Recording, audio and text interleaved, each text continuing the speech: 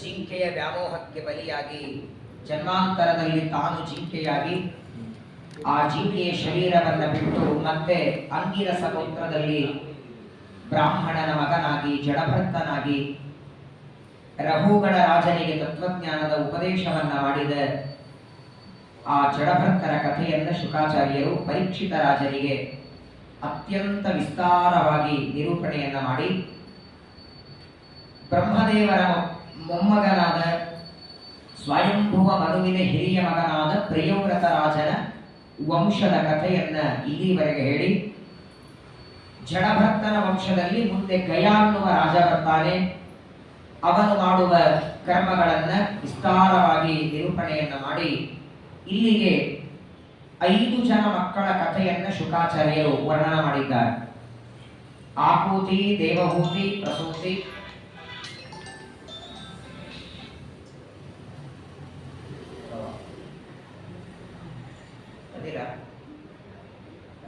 ನನ್ನ ಪ್ರವಚನ ನಡೆದ ಅವ್ರು ನನಗೆ ಫೋನ್ ಮಾಡಿದ್ರೆ ನೀವು ಮಾಡಿ ಅವ್ರು ಜಾಗ ತೋರಿಸಿ.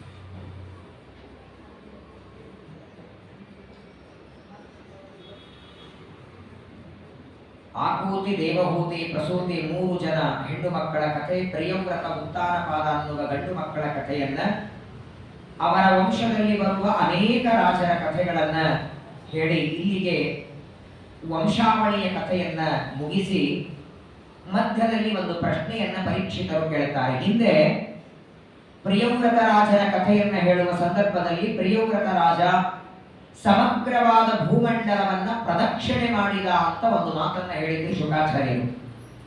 ನಾವೆಲ್ಲರೂ ದೇವಸ್ಥಾನದಲ್ಲಿ ಪ್ರದಕ್ಷಿಣೆ ಹಾಕಿದರೆ, ಯಾವುದೋ ಒಂದು ವೃಂದಾವನಕ್ಕೆ ಗುರುಗಳಿಗೆ ಪ್ರದಕ್ಷಿಣೆ ಹಾಕಿದರೆ, ಪ್ರಿಯವ್ರತ ರಾಜ ತನ್ನ ರಥದಲ್ಲಿ ಭೂಮಂಡಲವನ್ನ ಪ್ರದಕ್ಷಿಣೆ ಹಾಕ್ತಿದ್ದಂತೆ ಪ್ರತಿನಿತ್ಯದಲ್ಲಿ. ಅಷ್ಟು ದೊಡ್ಡದಾದ ರಥ. ಯಾವ ಪ್ರಿಯವ್ರತನ ರಥದ ಗಾಲಿಯಿಂದ ಸಮುದ್ರಗಳೆಲ್ಲ ವಿಸ್ತಾರವಾಯಿತು ಅಂತ ಹಿಂದೆ ಪರೀಕ್ಷಿತನಿಗೆ ಶುಕಾಚಾರ್ಯರು ಹೇಳಿದ್ದನ್ನ ಮತ್ತೆ ನೆನಪಿಸಿಕೊಂಡು ಈಗ ಮತ್ತೆ ಪರೀಕ್ಷಿತ ರಾಜರು ಪ್ರಶ್ನೆ ಕೇಳ್ತಾರೆ. ಒಟ್ಟಾರೆ ನಮ್ಮ ಭೂಮಂಡಲ ಎಷ್ಟು ವಿಸ್ತಾರ ಇದೆ, ಎಷ್ಟು ಪರ್ವತಗಳಿವೆ, ಎಷ್ಟು ನದಿಗಳಿವೆ, ಎಷ್ಟು ಕ್ಷೇತ್ರಗಳಿವೆ, ಎಷ್ಟು ಖಂಡಗಳಿವೆ, ಸಮುದ್ರಗಳು, ದ್ವೀಪಗಳು ಎಷ್ಟೆಷ್ಟು ಪ್ರಮಾಣದಲ್ಲಿವೆ, ಇದೆಲ್ಲವನ್ನ ಭೂಮಂಡಲದ ವಿಶೇಷತೆಯನ್ನ ಪರೀಕ್ಷಿತ ರಾಜರು ಪ್ರಶ್ನೆ ಕೇಳ್ತಾರೆ. ಖಗೋಳ ಮತ್ತು ಭೂಗೋಳ 2. ಭೂಗೋಳದ ಬಗ್ಗೆ ಮೊದಲು ಪ್ರಶ್ನೆ ಕೇಳ್ತಾರೆ. ಅದನ್ನ ಶುಕಾಚಾರ್ಯರು ಒಂದೇ ಮಾತಿನಲ್ಲಿ ಹೇಳ್ತಾರೆ. ನಮ್ಮ ಭೂಮಂಡಲ ಎಷ್ಟು ವಿಸ್ತಾರ ಇದೆ, ಎಷ್ಟು ನದಿಗಳಿವೆ, ಎಷ್ಟು ಪರ್ವತಗಳಿವೆ, ಯಾವ ಸಮುದ್ರ ಎಲ್ಲಿಂದ ಎಲ್ಲಿಗೆ ಹರಿದಿದೆ, ಅದೆಲ್ಲವನ್ನ ಅರ್ಧ ಗಂಟೆ 1 ಗಂಟೆಯಲ್ಲಿ ಪ್ರವಚನ ಮಾಡ್ಲಿಕ್ಕೆ ಆಗಲ್ಲ ಅಂತ. ಖಗೋಳದ ವರ್ಣನೆ, ಭೂಗೋಳದ ವರ್ಣನೆಯನ್ನ ಅತೀ ಸಂಕ್ಷೇಪದಲ್ಲಿ ಹೇಳೋದಕ್ಕೆ ಸಾಧ್ಯವಿಲ್ಲ. ನವೈ ಮಹಾರಾಜ ಭಗವತೋ ಮಾಯಾಗುಣ ವಿಭೂತೆ ಸ್ಥಾನ ವಿಶೇಷಾಣಾಂ ನಾಮರೂಪತಃ ಕಾಷ್ಟಾಂ ಮನಸ ಅಧಿಗಂತುಂ ಅಲಂ ವಿಬುಧಾಯುಷೇಣಾಪಿ ಪುರುಷಸ್ತತ್ ಪ್ರಧಾನೈನೇವ ಭೂಗೋಳ ವಿಶೇಷಂ ನಾಮ ರೂಪ ಮಾನಲಕ್ಷಣತಃ ವ್ಯಾಖ್ಯಾಸ್ಯಾಮಃ. ಮನುಷ್ಯರ ಆಯುಷ್ಯ ಅಲ್ಲ. ಮನುಷ್ಯರಿಗೆ 360 ದಿನ 1 ವರ್ಷ ಆದರೆ ಅದು ದೇವತೆಗಳಿಗೆ 1 ದಿನ. ಆ ದೇವತೆಗಳ 100 ವರ್ಷ ಆಯುಷ್ಯ ಇಟ್ಟುಕೊಂಡು ಪ್ರತಿನಿತ್ಯ ಕೇಳಿದರೂ ನಮ್ಮ ಭೂಗೋಳದ ವರ್ಣನೆಯನ್ನ ಸಂಪೂರ್ಣ ಹೇಳಲಿಕ್ಕಾಗೋದಿಲ್ಲ. ಅಷ್ಟು ವಿಸ್ತಾರವಾದದ್ದು. ಆದರೂ ಶ್ರವಣ ಮಾಡಬೇಕು ಅಂತ ನೀನು ಅಪೇಕ್ಷೆ ಪಟ್ಟದ್ದಕ್ಕೆ ನಿನಗೋಸ್ಕರ ನಿರೂಪಣೆಯನ್ನ ಮಾಡ್ತೇನೆ ಅಂತ ಶುಕಾಚಾರ್ಯರು ಹೇಳ್ತಾರೆ. ಒಟ್ಟಾರೆ ನಮ್ಮ ಭೂಮಂಡಲದಲ್ಲಿ 7 ದ್ವೀಪಗಳು, 7 ಸಮುದ್ರಗಳು, 9 ಖಂಡಗಳು. ಅವುಗಳನ್ನ ಖಂಡಗಳು ಅಂತಾದರೂ ಕರೀರಿ, ವರ್ಷ ಅಂತಾದರೂ ಕರಿ.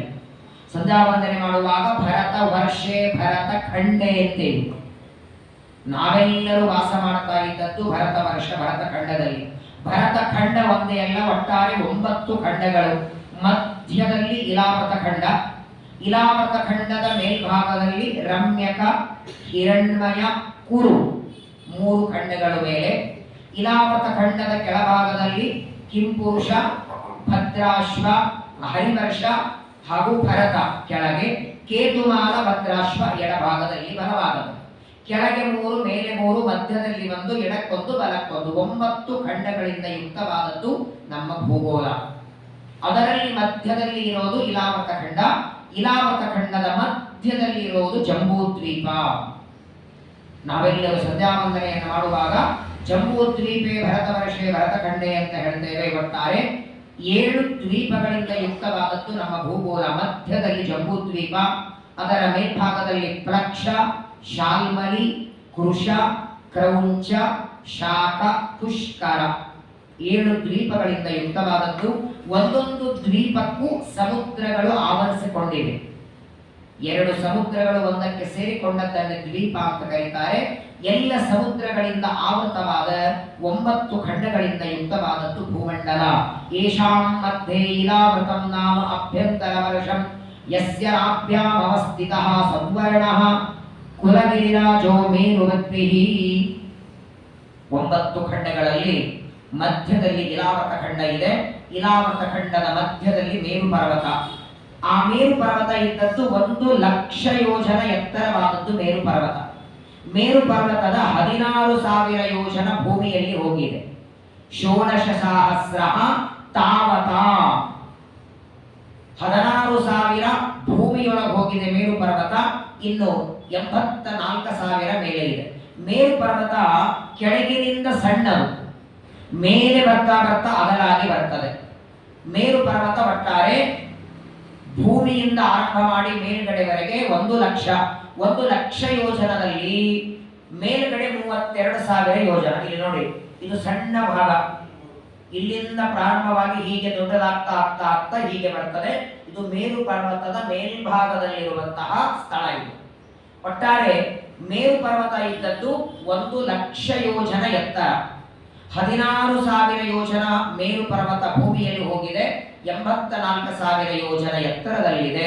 ಮೇರು ಪರ್ವತದ ಮೇಲ್ಭಾಗದಲ್ಲಿ ಇರುವುದು 32,000 ಯೋಜನ. ಆ 32,000 ಯೋಜನ ಅಗಲವಾದ ಮೇರು ಪರ್ವತದ ಮೇಲ್ಭಾಗದಲ್ಲಿ ಬ್ರಹ್ಮದೇವರ ಒಂದು ಮನೆ ಇದೆ. ಎಷ್ಟಿದೆ?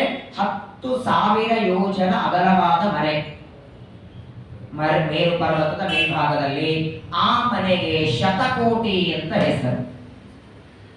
ಅನೇಕ ಪುರಾಣಗಳಲ್ಲಿ, ಹರಿವಂಶದಲ್ಲಿ ಬ್ರಹ್ಮದೇವರು ದೇವತೆಗಳನ್ನೆಲ್ಲ ಮೇರು ಪರ್ವತಕ್ಕೆ ಕರ್ಕೊಂಡು ಹೋದರು ಅಂತ ಎಲ್ಲಿ ಕಥೆ ಬರುತ್ತೆ ನೋಡಿ.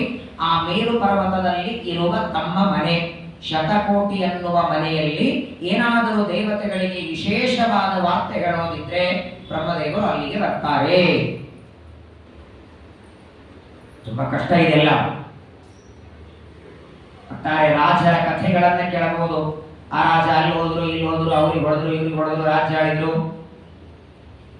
ಆದರೆ ಖಗೋಳ ಮತ್ತು ಭೂಗೋಳಗಳ ಬಗ್ಗೆ ಅಷ್ಟು ಸರಳವಾಗಿ ಹೇಳೋದಕ್ಕೆ ಸಾಧ್ಯವಿಲ್ಲ. ತುಂಬಾ ಕಠಿಣವಾದದ್ದು. ಶುಕಾಚಾರ್ಯರು ವಿವರಣೆಯನ್ನು ಕೊಡ್ತಾರೆ. ಈ ಮೇರು ಪರ್ವತ ಏನಿದೆ, 1,00,000 ಯೋಜನ ಅಗಲವಾದ ಮೇರು ಪರ್ವತ. ಆ ಮೇರು ಪರ್ವತಕ್ಕೆ ಕೆಳಭಾಗದಲ್ಲಿ 4 ಪರ್ವತಗಳಿವೆ. ಅಟ್ಯಾಚ್ ಆದಂಗೆ ಆಗಿಲ್ಲ. ಈಗ ನೋಡಿ, ಇದು ಟೇಬಲ್ ಇದೆಯಲ್ಲ, ಇದು ಟೇಬಲಿನ ಮೇಲ್ಭಾಗ ಅಂದ್ರೆ ಮೇರು ಪರ್ವತದ 32,000 ಯೋಜನ ಅಗಲವಾದ ಭಾಗ. ಮೇರು ಪರ್ವತಕ್ಕೆ ಅಟ್ಯಾಚ್ ಆದಂತೆ 4 ಕಾಲಗಳು ಹೇಗೆ ಟೇಬಲ್ ಇದೆ ನೋಡಿ, ಹಾಗೆ ಮೇರು ಪರ್ವತಕ್ಕೆ 4 ಪರ್ವತಗಳು. ಒಂದು ಮಂದರ, ಇನ್ನೊಂದು ಮೇರು ಮಂದರ, ಮೂರನೇದ್ದು ಸುಪಾರ್ಶ್ವ, ನಾಲ್ಕನೇದ್ದು ಕುಮುದ. 4 ಪರ್ವತಗಳು ಮೇರು ಪರ್ವತಕ್ಕೆ ಅಟ್ಯಾಚ್ ಆದಂತೆ ಕೆಳಗಡೆ ಇವೆ. ಈ 4 ಪರ್ವತಗಳ ಮೇಲೆ ಒಂದೊಂದು ಗಿಡ ಇದೆ.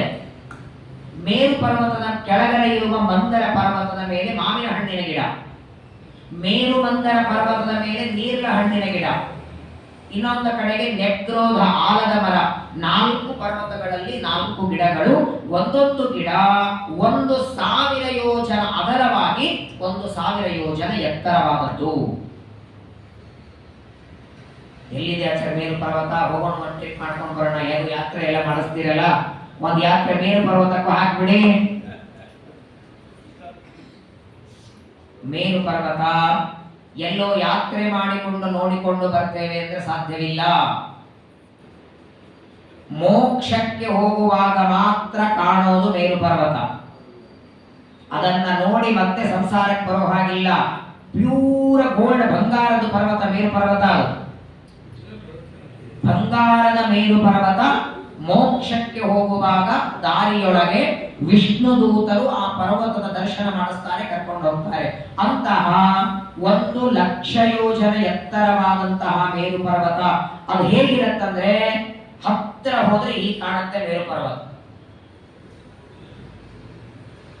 ನೋಡ್ಲಿಕ್ಕೆ ಸಾಧ್ಯವಿಲ್ಲ, ಅತ್ಯಂತ ವಿಸ್ತಾರವಾದದ್ದು. ಆ ಮೇರು ಪರ್ವತದ ಕೆಳಭಾಗದಲ್ಲಿ 4 ಪರ್ವತಗಳಿದೆ ನೋಡಿ. ಒಂದೊಂದು ಪರ್ವತದಲ್ಲಿ ಒಂದೊಂದು ಗಿಡಗಳಿವೆ, ಒಂದೊಂದು ಪರ್ವತದ ಮೇಲೆ ಒಂದೊಂದು ಗಿಡಗಳಿವೆ. ಅಲ್ಲಿ ಮಂದರ ಪರ್ವತದಲ್ಲಿ ಮಾವಿನ ಹಣ್ಣಿನ ಗಿಡ ಎಷ್ಟಿದೆ ಅಂದ್ರೆ 1,000 ಯೋಜನ ಅಗಲವಾದ ಎತ್ತರವಾದ ಗಿಡ. ಅಷ್ಟು ಎತ್ತರವಾಗಿ ಹಣ್ಣುಗಳ ಕೆಳಗೆ ಬೀಳ್ತಾವಂತೆ. ಮಂದರ ಪರ್ವತದ ಮೇಲೆ ಇರುವ ಮಾವಿನ ಹಣ್ಣಿನ ಗಿಡದಿಂದ ಅಷ್ಟು ಎತ್ತರದಿಂದ ಹಣ್ಣುಗಳ ಕೆಳಗೆ ಬಿದ್ದರೆ ಆ ಹಣ್ಣುಗಳ ಒಡೆದು ಅದರ ರಸದಿಂದ ಒಂದು ನದಿ ನಿರ್ಮಾಣವಾಗ್ತದೆ. ಆ ನದಿಗೆ ಅರುಣೋದ ಅಂತ ಕರೀತಾರೆ. ಆ ಮಾವಿನ ಹಣ್ಣಿನ ರಸವನ್ನ ದೇವತಾ ಸ್ತ್ರೀಯರು ತಮ್ಮ ತಮ್ಮ ಗಂಡಂದ್ರಿಗೆ ಅದನ್ನ ನಿತ್ಯದಲ್ಲಿ ಊಟಕ್ಕೆ ಬಡಿಸ್ತಾರೆ. ಒಂದು ಬಾರಿ ಆ ಹಣ್ಣಿನಿಂದ ಕೆಳಗೆ ಬಿದ್ದ ರಸವನ್ನ ಕೈಗೆ ಹತ್ತಿದರೆ 10,000 ಯೋಜನ ದೂರದಷ್ಟು ವಾಸನೆ ಬರ್ತದೆ. 10,000 ಯೋಜನ ದೂರದವರೆಗೆ ವಾಸನೆ ಬರುವ ಆ ಶ್ರೇಷ್ಠವಾದ ಮಾವಿನ ಹಣ್ಣಿನ ಗಿಡದಿಂದ ಕೆಳಗೆ ಬಿದ್ದ ನದಿ ಅದು ಅರುಣೋದ ಅನ್ನುವ ನದಿ. ಮೇರು ಪರ್ವತದ ಕೆಳಗಡೆ ಮಂದರ ಪರ್ವತದ ಮೇಲೆ ಇದೆ. ಇನ್ನೊಂದು ಪರ್ವತ, ಅದರ ಮೇಲೆ ನೀರ್ಲ ಹಣ್ಣಿನ ಗಿಡ ಇದೆ. ಆ ನೀರ್ಲ ಹಣ್ಣು ಅದು ಕೂಡ ಅತ್ಯಂತ ವಿಸ್ತಾರವಾದದ್ದು. ಪ್ರಾಯ ನೀರ್ಲ ಹಣ್ಣಿನ ಗಿಡ ನೋಡಿರ, ಹಣ್ಣುಗಳು ಕಾಯಿ ಆಯಿತು ಅಂದ್ರೆ ತಾನೇ ನೆಲಕ್ಕೆ ಬೀಳ್ತದೆ. ಅದು ಎಲ್ಲೆಲ್ಲಿ ಬಿದ್ದಿರತ್ತೋ ಅಲ್ಲೆಲ್ಲ ನೀರ್ಲ ಹಣ್ಣಾಗತ್ತೆ, ರಸ ಬೀಳ್ತದೆ. ಆದರೆ ನೀರ್ಲ ಹಣ್ಣಿನ ರಸ ಬಹಳ ಇರಲ್ಲ. ಆದರೆ ಈ ಮೇರು ಪರ್ವತದ ಕೆಳಗಡೆ ಏನು ನೀರ್ಲ ಹಣ್ಣಿನ ಗಿಡ ಇದೆ, 1,000 ಯೋಜನ ಎತ್ತರವಾದದ್ದು. ಅಷ್ಟು ಎತ್ತರದಿಂದ ಕೆಳಗಡೆ ಜಂಬೂ ಫಲಾನಾಂ ಅತಿ ಉಚ್ಚ ನಿಪಾತ ವಿತೀರ್ಣಾನಾಂ ಅನಸ್ಥಿತ ಪ್ರಾಯಾಣಾಂ ಇಭ ಕಾಯ ನಿಭಾನಾಂ ರಸೇನ, ಆನೆಯ ಸೊಂಡಿಲ ಎಷ್ಟು ದೊಡ್ಡದಿರತ್ತೋ ಅಷ್ಟು ದೊಡ್ಡದಾದ ಒಂದೊಂದು ನೀರ್ಲ ಹಣ್ಣಂತೆ. ಅಷ್ಟು ದೊಡ್ಡದಾದ ನೀರಿನ ಹಣ್ಣು ತಾವಾಗಿ ಕೆಳಗೆ ಬಿದ್ದು ಒಡೆದು ಅದರಿಂದಲೂ ಒಂದು ನದಿ ಹರಿಯುತ್ತದೆ. ಆ ನೀರಿನ ಹಣ್ಣಿನ ರಸದಿಂದ ಯಾವ ನದಿ ಹರಿತದೋ ಆ ನೀರಿನ ಹಣ್ಣಿನ ರಸ ಅದರ ಮೇಲೆ ಸೂರ್ಯನ ಕಿರಣಗಳು ಬೀಳುತ್ತದೆ. ಹಾಗೂ ಗಾಳಿ, ಸೂರ್ಯನ ಬೆಳಕು ಮತ್ತು ಗಾಳಿಯಿಂದ ನೀರಿನ ಹಣ್ಣಿನ ರಸ ಗಟ್ಟಿಯಾಗುತ್ತೆ. ಅದೇ ಬಂಗಾರವಾಗ್ತದೆ. ಆ ಬಂಗಾರವೇ ದೇವತೆಗಳೆಲ್ಲ ಬಳಸೋದು. ದೇವರಿಗೆ ಉಟ್ಕೊಳ್ಳೋದಕ್ಕೆ ಮಡಿ ಇದೆಯಲ್ಲ, ನೈವೇದ್ಯ ಕಾಲದಲ್ಲಿ ದೇವರಿಗೆ ಮಡಿ ಉಟ್ಕೊಳ್ತಾನೆ, ಅದು ಇದೇ ಮಡಿ. ಜಾಂಬೂ ನಲಾಂಬರಾಧಾರಂ ನಿತಂಬಂ ಚಿಂತ್ಯ ವೀಶಿತು ಅಂತ ಆಚಾರ್ಯರು ದ್ವಾದಶ ಸ್ತೋತ್ರದಲ್ಲಿ ಹೇಳ್ತಾರೆ. ಜಾಂಬೂ ನಲಾಂಬರ, ಜಂಬೂ ನದಿಯ ಅಂದ್ರೆ ನೀರ್ಲ ಹಣ್ಣಿನ ರಸದಿಂದ ನಿರ್ಮಾಣವಾದ ಬಂಗಾರದಿಂದ ಮಾಡಿದ ಮಡಿಯನ್ನು ಉಟ್ಕೊಂಡು ದೇವರು ಊಟಕ್ಕೆ ಕೂತಿರ್ತಾನೆ. ದೇವತಾ ಸ್ತ್ರೀಯರು ಆಭರಣ ಮಾಡಿಕೊಂಡು ಹಾಕೊಳ್ತಾರೆ ನೋಡಿ, ಅದು ಈ ನೀರಿನ ಹಣ್ಣಿನ ರಸದಿಂದ ನಿರ್ಮಾಣವಾದದ್ದು. ಇಷ್ಟ ಅದ್ಭುತವಾದದ್ದು ಭೂಗೋಳ ಇದೆ ನೋಡಿ. ಕೇವಲ ನಾವೆಲ್ಲರೂ ನಮ್ಮ ನಮ್ಮ ಮನೆ ಸುತ್ತಲೂ ಪರಿವಾರ ಇಷ್ಟು ಮಾತ್ರ ನೋಡಿರ್ತೇವೆ. ಎಷ್ಟು ವಿಸ್ತಾರವಾಗಿ ದೇವರು ಮಾಡಿಟ್ಟಿದ್ದಾರೆ. ಮೇರು ಪರ್ವತದ ಕೆಳಭಾಗದಲ್ಲಿ ಇರುವ 4 ಪರ್ವತಗಳಲ್ಲಿ 4 ಗಿಡಗಳು, ಎಲ್ಲ ಕಡೆಗೆ ಅತ್ಯಂತ ಸ್ವಚ್ಛವಾದ ಸರೋವರಗಳಿಂದ ನದಿಗಳಿಂದ ಯುಕ್ತವಾದದ್ದು. ಒಂದೊಂದು ಪರ್ವತದ ಕೆಳಗಡೆ ಇನ್ನು ಅಟೇಚಾದ ಪರ್ವತಗಳಿವೆ. ಆ ಎಲ್ಲ ಪರ್ವತಗಳು ಮೇರು ಪರ್ವತದ ಕೆಳಭಾಗದಲ್ಲಿ ಇದೆ. ಮೇರೋಮೂರ್ಧಿನಿ ಭಗವತ ಆತ್ಮಯೋನೇಹೇ ಉಪಕೃತಾಂ ಪುರಿಂ ಅಯುತಯೋಜನ ಸಾಹಸ್ರಿಂ. ಮೇರು ಪರ್ವತದ ಮೇಲ್ಭಾಗದಲ್ಲಿ 30,000 ಯೋಜನ ಅಗಲವಾದದ್ದು. ಅಲ್ಲಿ 10,000 ಯೋಜನ ಅಗಲ ಬ್ರಹ್ಮದೇವರ ಮನೆ ಹೆಸರೇ ಶತಕೋಟಿ. ಆ ಬ್ರಹ್ಮದೇವರ ಮನೆಯ ಎಡಭಾಗದಲ್ಲಿ 4 ಮನೆಗಳು, ಬಲಭಾಗದಲ್ಲಿ 4 ಮನೆ, 8 ಮನೆ. ಈ 8 ದಿಕ್ಕಿಗೆ ಅಭಿಮಾನಿ ದೇವತೆಗಳು ಮೇರು ಪರ್ವತದಲ್ಲಿ ಅವು ಮನೆಗಳೆಲ್ಲ ಇವೆ. ಅಷ್ಟು ಎತ್ತರವಾದಂತಹ ಮೇರು ಪರ್ವತದಲ್ಲಿ ಬ್ರಹ್ಮದೇವರು ಯಾವಾಗಲೂ ಶತಕೋಟಿಯಲ್ಲಿ ಕೂತಿರ್ತಾರೆ ನೋಡಿ. ಮನುಷ್ಯ ಲೋಕದಿಂದ ಆ ಮೇರು ಪರ್ವತ ಎಷ್ಟು ಎತ್ತರವಾದದ್ದು, ಆ ಬ್ರಹ್ಮದೇವರ ಮನೆ ಏನು ಎತ್ತರವಾಗಿದೆಯೋ ಅಷ್ಟು ಎತ್ತರದಿಂದ ಪ್ರತಿನಿತ್ಯದಲ್ಲಿ ರಭಸವಾಗಿ ಗಂಗೆ ಹರಿದು ಬರ್ತಾಳೆ. ನಾವೆಲ್ಲರೂ ಸ್ನಾನ ಮಾಡುವಾಗ ಪ್ರತಿನಿತ್ಯದಲ್ಲಿ ಭಾಗೀರಥಿ ಗದ್ಯವನ್ನ ಹೇಳ್ತೇವಲ್ಲ, ಸ್ತೋತ್ರ ಮಾಲಿಕದಲ್ಲಿ ಕೊನೆಯನ್ನು ಕೊಟ್ಟಿದ್ದಾರೆ. ಆ ಭಾಗೀರಥಿ ಗದ್ಯ ಅದು ಪಂಚಮ ಸ್ಕಂದದಲ್ಲಿ ಬರುವಂತಹದ್ದು. 17ನೇ ಅಧ್ಯಾಯ. ಕೆಲವರಿಗೆ ಬೈಪಾಠ ಬರ್ತದೆ, ಸ್ನಾನ ಮಾಡುವಾಗ ಆ ಭಾಗವನ್ನ ಪ್ರತಿನಿತ್ಯದಲ್ಲಿ ಹೇಳಬೇಕು ಅಂತಿದೆ. ಇವತ್ತು ನಾವು ನಮ್ಮ ನಮ್ಮ ಮನೆಯಲ್ಲಿ ಯಾವುದೋ ಬೋರ್ವೆಲ್ಲೋ ಬಾವಿ ನೀರು ಯಾವುದೇ ಸ್ನಾನ ಮಾಡಿದರೂ ಅದು ಸಾಕ್ಷಾತ್ ಭಗವಂತನ ಪಾದದಿಂದ ಬಂದ ಪಾದೋದಕ. ಆ ಪಾದೋದಕವನ್ನ ನಾನು ತಲೆಗೆ ಹಾಕೊಳ್ತಿದ್ದೇನೆ ಅನ್ನುವ ಚಿಂತನ ಅದು ಸ್ನಾನ ಕಾಲದಲ್ಲಿ ಬರಬೇಕು. ತತ್ರ ಭಗವತಃ ಸಾಕ್ಷಾತ್ ಯಜ್ಞಲಿಂಗಸ್ಯ ವಿಷ್ಣೋರ್ ವಿಕ್ರಮತೋ ವಾಮಪಾದಾಂಗುಷ್ಟನಖ ನಿರ್ಭಿನ್ನೋದ್ವಾಂಡ ಕಟಾಹ ವಿವರೇಣ ಅಂತ ಪ್ರವಿಷ್ಟಾಯಾ ಬಾಹ್ಯ ಜಲಧಾರ ತಚ್ಚರಣ ಪಂಕಜ ಅವನೇಚನ ಅರುಣ ಕಿಂಜಲ್ಕ ಉಪರಂಜಿತ ಅಖಿಲ ಜಗದಮಲಾಪಹ ಉಪಸ್ಪರ್ಶನ ಸಾಕ್ಷಾತ್ ಭಗವತ್ಪದೀತ್ಯನುಪಲಕ್ಷಿತ ವಚೋಭಿಃ ಅಭಿರೀಯಮಾನ ಅತಿಮಹತಾ ಕಾಲೇನ ಯುಗ ಸಹಸ್ರ ಉಪಲಕ್ಷಣೇನ ದಿವೋ ಮೂರ್ಧನ್ಯವತತಾರ ಯತ್ತದ್ ವಿಷ್ಣು ಪದಮಾಹುಃ. ಅದ್ಭುತವಾದದ್ದು ವೇದವ್ಯಾಸರು ವರ್ಣನ ಮಾಡ್ತಾರೆ. ಪರಮಾತ್ಮ ಬಲಿಚಕ್ರವರ್ತಿಯನ್ನ ದಾನ ಬೇಡುವುದಕ್ಕಾಗಿ ವಾಮನ ರೂಪದಿಂದ ಹೋಗಿ ತ್ರಿಪಾದ ಭೂಮಿಯನ್ನ ಬೇಡುತ್ತಾನೆ. ಯಜ್ಞಲಿಂಗಸ್ಯ ಬಲಿಚಕ್ರವರ್ತಿ ಯಜ್ಞ ಮಾಡ್ತಾ ಇರುವ ಬಲಿಚಕ್ರವರ್ತಿಯ ಮನೆಗೆ ಬಂದು ತ್ರಿಪಾದ ಭೂಮಿ ಬೇಡಿದ. ಬೇಡಿದ್ದು ಮಾತ್ರ ವಾಮನನಾಗಿ, ಭೂಮಿ ತಗೊಂಡದ್ದು ಸಾಕ್ಷಾತ್ ತ್ರಿವಿಕ್ರಮನಾಗಿ. ಆ ತ್ರಿವಿಕ್ರಮನ ಎಡಗಾಲು ಮೇಲೆ ಹೋಯಿತು. ನಿಂತುಕೊಂಡು ಎಡಗಾಲು ಮೇಲ್ ಮಾಡಿದ್ರೆ ಎಲ್ಲಿವರೆಗೆ ಹೋಗುತ್ತೆ ಮಾಡಾದ್ರೆ? ನಾವು ಎಡಗಾಲ ಭಾಳ ಮಾಡಿದ್ರೆ ನಾವು ನೆಲಕ್ಕೆ ಬಿದ್ದಿರ್ತೀವಿ ಅಷ್ಟೇ. ತ್ರಿವಿಕ್ರಮ ರೂಪಿಯಾದ ಪರಮಾತ್ಮನ ಎಡಗಾಲು ದಾನ ಕೊಡುವಾಗ ಮೇಲೆ ಹೋದರೆ ಭೂಲೋಕದಲ್ಲಿ ಬಲಿಚಕ್ರವರ್ತಿ ದಾನ ಕೊಡುತ್ತಿದ್ದಾನೆ. ಅದರ ಮೇಲೆ ಭುವರಲೋಕ, ಜನೋಲೋಕ, ಮಹರ್ಲೋಕ, ತಪೋಲೋಕ, ಸತ್ಯಲೋಕ, ಸತ್ಯಲೋಕದ ಮೇಲೆ ಶ್ವೇತದ್ವೀಪ, ಅನಂತಾಸನ, ವೈಕುಂಠ, ಅದರ ಮೇಲೆ ಬ್ರಹ್ಮಾಂಡದ ಟೇರಸ್ಸು, ಅಲ್ಲಿವರೆಗೆ ಹೋಗಿ ಆ ಪಾದದ ಹೆಬ್ಬರಳಿನ ಉಗುರಿನ ತುದಿಯಿಂದ ಬ್ರಹ್ಮಾಂಡದ ಕಟಾಹ ಹೊಡಿತ. ಇಷ್ಟು ಗಟ್ಟಿಯಾದ ಗೋಡೆನೇ ಕಲ್ಲಿನಿಂದ ಕೈಯಿಂದ ಹೊಡೆಯಲಿಕ್ಕಾಗಲ್ಲ. ಸಿಮೆಂಟಿನ ಗೋಡೆ ಇಷ್ಟು ಗಟ್ಟಿ ಇದೆ, ಇದಕ್ಕಿಂತ ಕೋಟಿ ಪಟ್ಟು ಗಟ್ಟಿಯಾಗಿದೆ ಬ್ರಹ್ಮಾಂಡದ ಕಟಾಹ ಟೇರಸ್ಸು. ಅದನ್ನ ಎಡಗಾಲಿನ ಹೆಬ್ಬರಳಿನ ಉಗುರಿನ ತುದಿಯಿಂದ ದೇವರು ಹೊಡಿತಾನಂದ್ರೆ ಅವನ ಉಗುರುಗಳು ಎಷ್ಟು ಸ್ಟ್ರಾಂಗ್ ಇದೆ. ಹಾಗಾಗಿ ಒಬ್ಬ ವ್ಯಕ್ತಿಯನ್ನು ಹೊಗಳಬೇಕಾದ್ರೆ ನಿಮ್ ಕಣ್ ಚೆನ್ನಾಗಿದೆ, ಕಿವಿ ಚೆನ್ನಾಗಿದೆ, ಕೈ ಚೆನ್ನಾಗಿದೆ, ಉಗುರು ಚೆನ್ನಾಗಿದೆ ಅಂತ ಹೊಗಳಲ್ಲ. ಉಗುರನ್ನು ಸ್ತೋತ್ರ ಮಾಡಿದ್ದು ನಮ್ಮ ಮಧ್ವಾಚಾರ್ಯರೊಬ್ಬರೇ. ನರಸಿಂಹದೇವರ ನಖದ್ದೇ ಸ್ತುತಿ ಮಾಡಿದ್ದಾರೆ. ಉಗುರಿನ ಸ್ತೋತ್ರ ಪುರುಹೂತ ವೈರಿ ಬಲವನ್ ಮಾತಂಗ ಮಧ್ಯಘಟ ಕುಂಭೋಚ್ಚಾದ್ರ ವಿಪಾಟನಾದಿಕ ಪಟು ಪ್ರತ್ಯೇಕ ವಜ್ರಾಯಿತಾಹ ಶ್ರೀಮತ್ ಕಂಠೀರವಸ್ಯ ಪ್ರತತತು ನಖರ ದಾರಿತಾರಾ ವಿದೂರ ಪ್ರಧ್ವಸ್ತ ಧ್ವಾಂತ ಶಬ್ದ ಪ್ರವಿತತ ಮನಸ ಅವಿತಾನ ಅತಿವೃತ್ತೈತಿ. ನರಸಿಂಹದೇವರ ಉಗುರು, ಕೈಗಳ ಉಗುರಿನಿಂದ ಹಿರಣ್ಯಕಶಿಪುವಿನ ಹೊಟ್ಟೆ ಕರೆದರೆ ಕಾಲಿನ ಉಗುರಿನಿಂದ ಬ್ರಹ್ಮಾಂಡದ ಟೇರಸ್ಸು ಹೊಡಿತಾರೆ. ಬ್ರಹ್ಮಾಂಡದ ಆಚೆ ಇರುವ ನೀರು ಈ ಕಡೆ ಬಂತು. ಆ ನೀರನ್ನ ಚತುರ್ಮುಖ ಬ್ರಹ್ಮದೇವರು ಕಮಂಡಲದಲ್ಲಿ ತುಂಬಿಕೊಂಡು ಯಾವ ಪರಮಾತ್ಮನ ಪಾದ ಮೇಲೆ ಹೋಗಿದೆ ಆ ಪಾದವನ್ನ ಬ್ರಹ್ಮದೇವರು ಪ್ರಕ್ಷಾಳನೆ ಮಾಡುತ್ತಾರೆ. ವಿಷ್ಣು ಪಾದವನ್ನ ಪ್ರಕ್ಷಾಳನೆ ಮಾಡಿದ ಮೇಲೆ ಆ ನೀರು ಕೆಳಗೆ ಬಂತು. ನೋಡಿ, ಪರಮಾತ್ಮ ಎಡಗಾಲು ಮೇಲೆ ಹೋಗಿ ಆ ಪಾದದಿಂದ ನೀರು ಬಂತು ಅಂತ ಭಾಗವತ ಹೇಳುತ್ತದೆ. ಹರಿವಂಶದಲ್ಲಿ ಬಲಗಾಲ ಮೇಲೆ ಹೋಯಿತು ಅಂತ ಬರ್ತದೆ. ಪದ್ಮಪುರಾಣದಲ್ಲಿ, ಸ್ಕಂದ ಪುರಾಣದಲ್ಲಿ ಈ ಕಥೆ ಹೇಳುವಾಗ ತ್ರಿವಿಕ್ರಮ ರೂಪಿಯಾದ ಪರಮಾತ್ಮನ ಬಲಗಾಲ ಮೇಲೆ ಹೋಯಿತು ಅಂತ. ಎಡಗಾಲ ಹೋಯ್ತೋ ಬಲಗಾಲ ಹೋಯ್ತೋ? ಎರಡು ಕಾಲ ಹೋಯ್ತೋ? ಯಾವ ಕಾಲ ಹೋದ್ರೇನು? ನೀರು ಬಂತಲ್ಲ ಸಾಕು, ಸ್ನಾನಕ್ಕೆ ನೀರು ಬಂದ್ರೆ ಸಾಕು. ಶ್ರೀಮದಾಚಾರ್ಯ ಅಂತಾರೆ, ವಾರಾಹೇ ವಾಮಪಾದಂತೋ ತದನ್ನೇಷತು ದಕ್ಷಿಣಂ. ಒಟ್ಟಾರೆ ನಾವು ಸಂಧ್ಯಾವಂದನದಲ್ಲಿ ಶ್ವೇತ ವರಾಹ ಕಲ್ಪ ಎತ್ತೇವೆ. ಕಲ್ಪ ಎರಡು, ಒಂದು ಪಾತ್ಮ ಕಲ್ಪ, ಒಂದು ವರಾಹ ಕಲ್ಪ. ಎರಡು ಬಾರಿ ಪರಮಾತ್ಮ ತನ್ನ ತ್ರಿವಿಕ್ರಮ ರೂಪವನ್ನು ತೋರಿಸಿದ್ದು. ಶ್ವೇತ ವರಾಹ ಕಲ್ಪದಲ್ಲಿ ಎಡಗಾಲು ಮೇಲೆ ಹೋಗಿ ಬ್ರಹ್ಮಾಂಡದ ಟೇರಸ್ಸು ಹೊಡಿತು. ಶ್ವೇತವರಾಹ ಕಲ್ಪ ಬಿಟ್ಟು ಬೇರೆ ಕಲ್ಪ ಅಂದರೆ ಪಾದ್ಮಕಲ್ಪದಲ್ಲಿ ಯಾವಾಗ ಪರಮಾತ್ಮ ತ್ರಿವಿಕ್ರಮನಾಗ್ತಾನೆ ಆಗ ಬಲಗಾಲ ಮೇಲೆ ಹೋಯಿತು.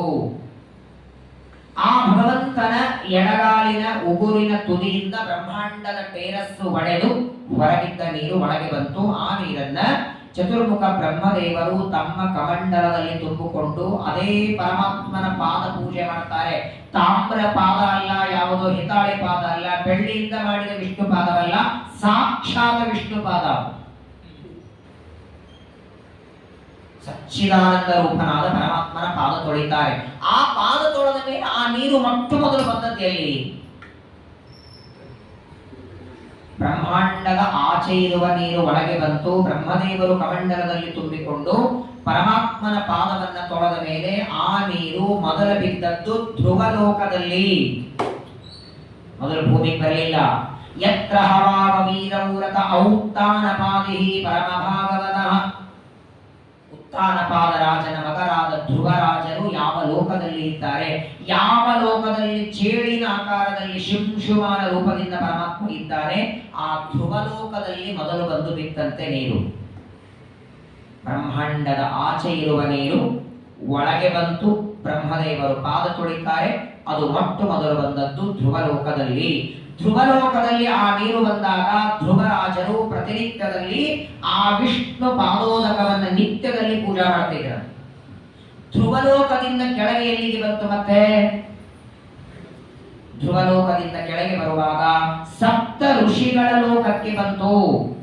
ವಸಿಷ್ಠ, ಜಮದಗ್ನಿ, ಕಶ್ಯಪ, ಗೌತಮ, ಅತ್ರಿ, ವಸಿಷ್ಠ, ಅಂಗಿರ, ಯಾವ ಋಷಿಗಳನ್ನ ಪ್ರತಿನಿತ್ಯದಲ್ಲಿ ತರ್ಪಣ ಕೊಡ್ತೇವೆ, ಪೂಜಾ ಮಾಡ್ತೇವೆ, ಆ ಸಪ್ತ ಋಷಿಗಳ ಲೋಕಕ್ಕೆ ಬಂದು ಬೀಳುತ್ತದೆ. ಎಲ್ಲಿಂದ? ಧ್ರುವರಾಜರ ಲೋಕದಿಂದ ಸಪ್ತ ಋಷಿಗಳ ಲೋಕಕ್ಕೆ ಬಂತು. ಸಪ್ತ ಋಷಿಗಳ ಲೋಕದಿಂದ ಮತ್ತೆ ಕೆಳಗೆ ಬರ್ತಾ ಇರುವಾಗ ಬಂದದ್ದು ಮೇರು ಪರ್ವತದ ಮೇಲೆ ಬ್ರಹ್ಮದೇವರ ಮನೆ ಮೇಲೆ ಬಿತ್ತು ಬಂದು. ಮೇಲಿಂದ ಬರ್ತದೆ. ಬ್ರಹ್ಮಾಂಡದ ಕಟಾಹ ಒಡೆದು ಒಳಗೆ ಬಂದ ಮೇಲೆ ಆ ನೀರು ಪಾದ ತೊಳೆದ ಮೇಲೆ ಧ್ರುವಲೋಕ, ಧ್ರುವಲೋಕದಿಂದ ಸಪ್ತರ್ಷಿ ಮಂಡಲ, ಸಪ್ತರ್ಷಿ ಮಂಡಲದಿಂದ ಕೆಳಗೆ ಬರ್ತದೆ ಬ್ರಹ್ಮದೇವರ ಮನೆಯಾದಂತಹ ಮೇರು ಪರ್ವತದ ಮೇಲೆ. ಮೇರು ಪರ್ವತ ಮೇಲೆ ಬಂದು ಬಿದ್ದ ಮೇಲೆ 4 ಭಾಗ ಆಗಿಬಿಡುತ್ತದೆ. ಅಲ್ಲಿವರೆಗೆ ಭಾಗ ಆಗಿರಲಿಲ್ಲ. ಅಲ್ಲಿಂದ ಬರುವಾಗ ಒಂದೇ ಭಾಗದಿಂದ ಬಂದವಳು ಕೆಳಗೆ ಬಂದ ಮೇಲೆ 4 ಭಾಗ ಆಗಿ ಬಿಡ್ತಾಳೆ. ಸೀತಾ, ಚಕ್ಷು, ಭದ್ರ, ಅಲಕನಂದ. ಮೇರು ಪರ್ವತದಿಂದ ಕೆಳಗೆ ಬರುವಾಗ 4 ಭಾಗವಾಗಿ ಹರಿದು ಭೂಮಿಗೆ ಬರ್ತಾಳೆ. ಅದರಲ್ಲಿ ಸೀತಾ ಅನ್ನುವ ಭಾಗ ಏನಿದೆಯೋ ಬ್ರಹ್ಮದೇವರ ಸಭೆಯಿಂದ ಕೆಳಗೆ ಬಂದು ಗಂಧಮಾದನ ಪರ್ವತ ಮೇಲೆ ಬಿಡ್ತಾಳೆ. ಸೀತಾ ಅನ್ನುವ ಒಂದು ಭಾಗ ಗಂಧಮಾದನ ಪರ್ವತ ಮೇಲೆ ಬಿದ್ದು ಅಲ್ಲಿಂದ ಕೆಳಗೆ ಬಂದು ಭದ್ರಾಶ್ವಖಂಡದ ಮಧ್ಯದಲ್ಲಿ ಬಿದ್ದು ಪೂರ್ವ ದಿಕ್ಕಿನ ಉಪ್ಪಿನ ಸಮುದ್ರಕ್ಕೆ ಹೋಗಿ ಸೇರ್ಕೊಳ್ಳುತ್ತದೆ.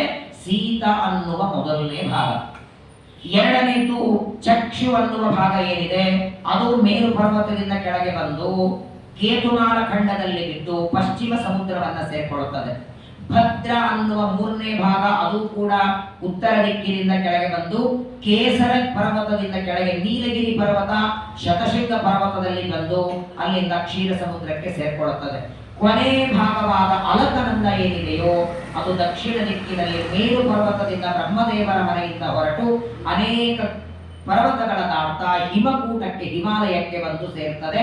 ಆ ಹಿಮಾಲಯ ಪರ್ವತದ ಒಂದು ಭಾಗವಾದ ಇವತ್ತು ನಾವು ನೀವು ನೋಡುವಂತಹ ಬದರಿಕಾಶ್ರಮದಲ್ಲಿ ಅದು ಬರ್ತದೆ ಅಲಕನಂದ. ಮುಂದೆ ಆ ಬದರಿಯಿಂದ ಹೊರಡುವಾಗ ಅಲಕನಂದೆ ಅವಳು ಕೆಳಗಡೆ ಬಂದಾಗ ವಿಷ್ಣು ಪ್ರಯಾಗಕ್ಕೆ ಬಂದಾಗ ಮತ್ತೆ ಅಲ್ಲಿ ಬೇರೆ ಸೇರಿ ಬಿಡುತ್ತದೆ. ಬದರಿಕಾಶ್ರಮದಿಂದ ಕೆಳಗೆ ಹರಿದ್ವಾರಕ್ಕೆ ಬರೋದರಲ್ಲಿ 4 ನದಿಗಳ ಸಮಾಗಮ ಆದದ್ದು. ಹಾಗಾಗಿ ಹರಿದ್ವಾರದಿಂದ ಬದರಿಗೆ ಹೋಗುವಾಗ ಮಧ್ಯದಲ್ಲಿ 6 ಪ್ರಯಾಗಗಳು ಬರ್ತವೆ. ಕೇಶವ ಪ್ರಯಾಗ ಮೇಲ್ಗಡೆ ಇದ್ದದ್ದು.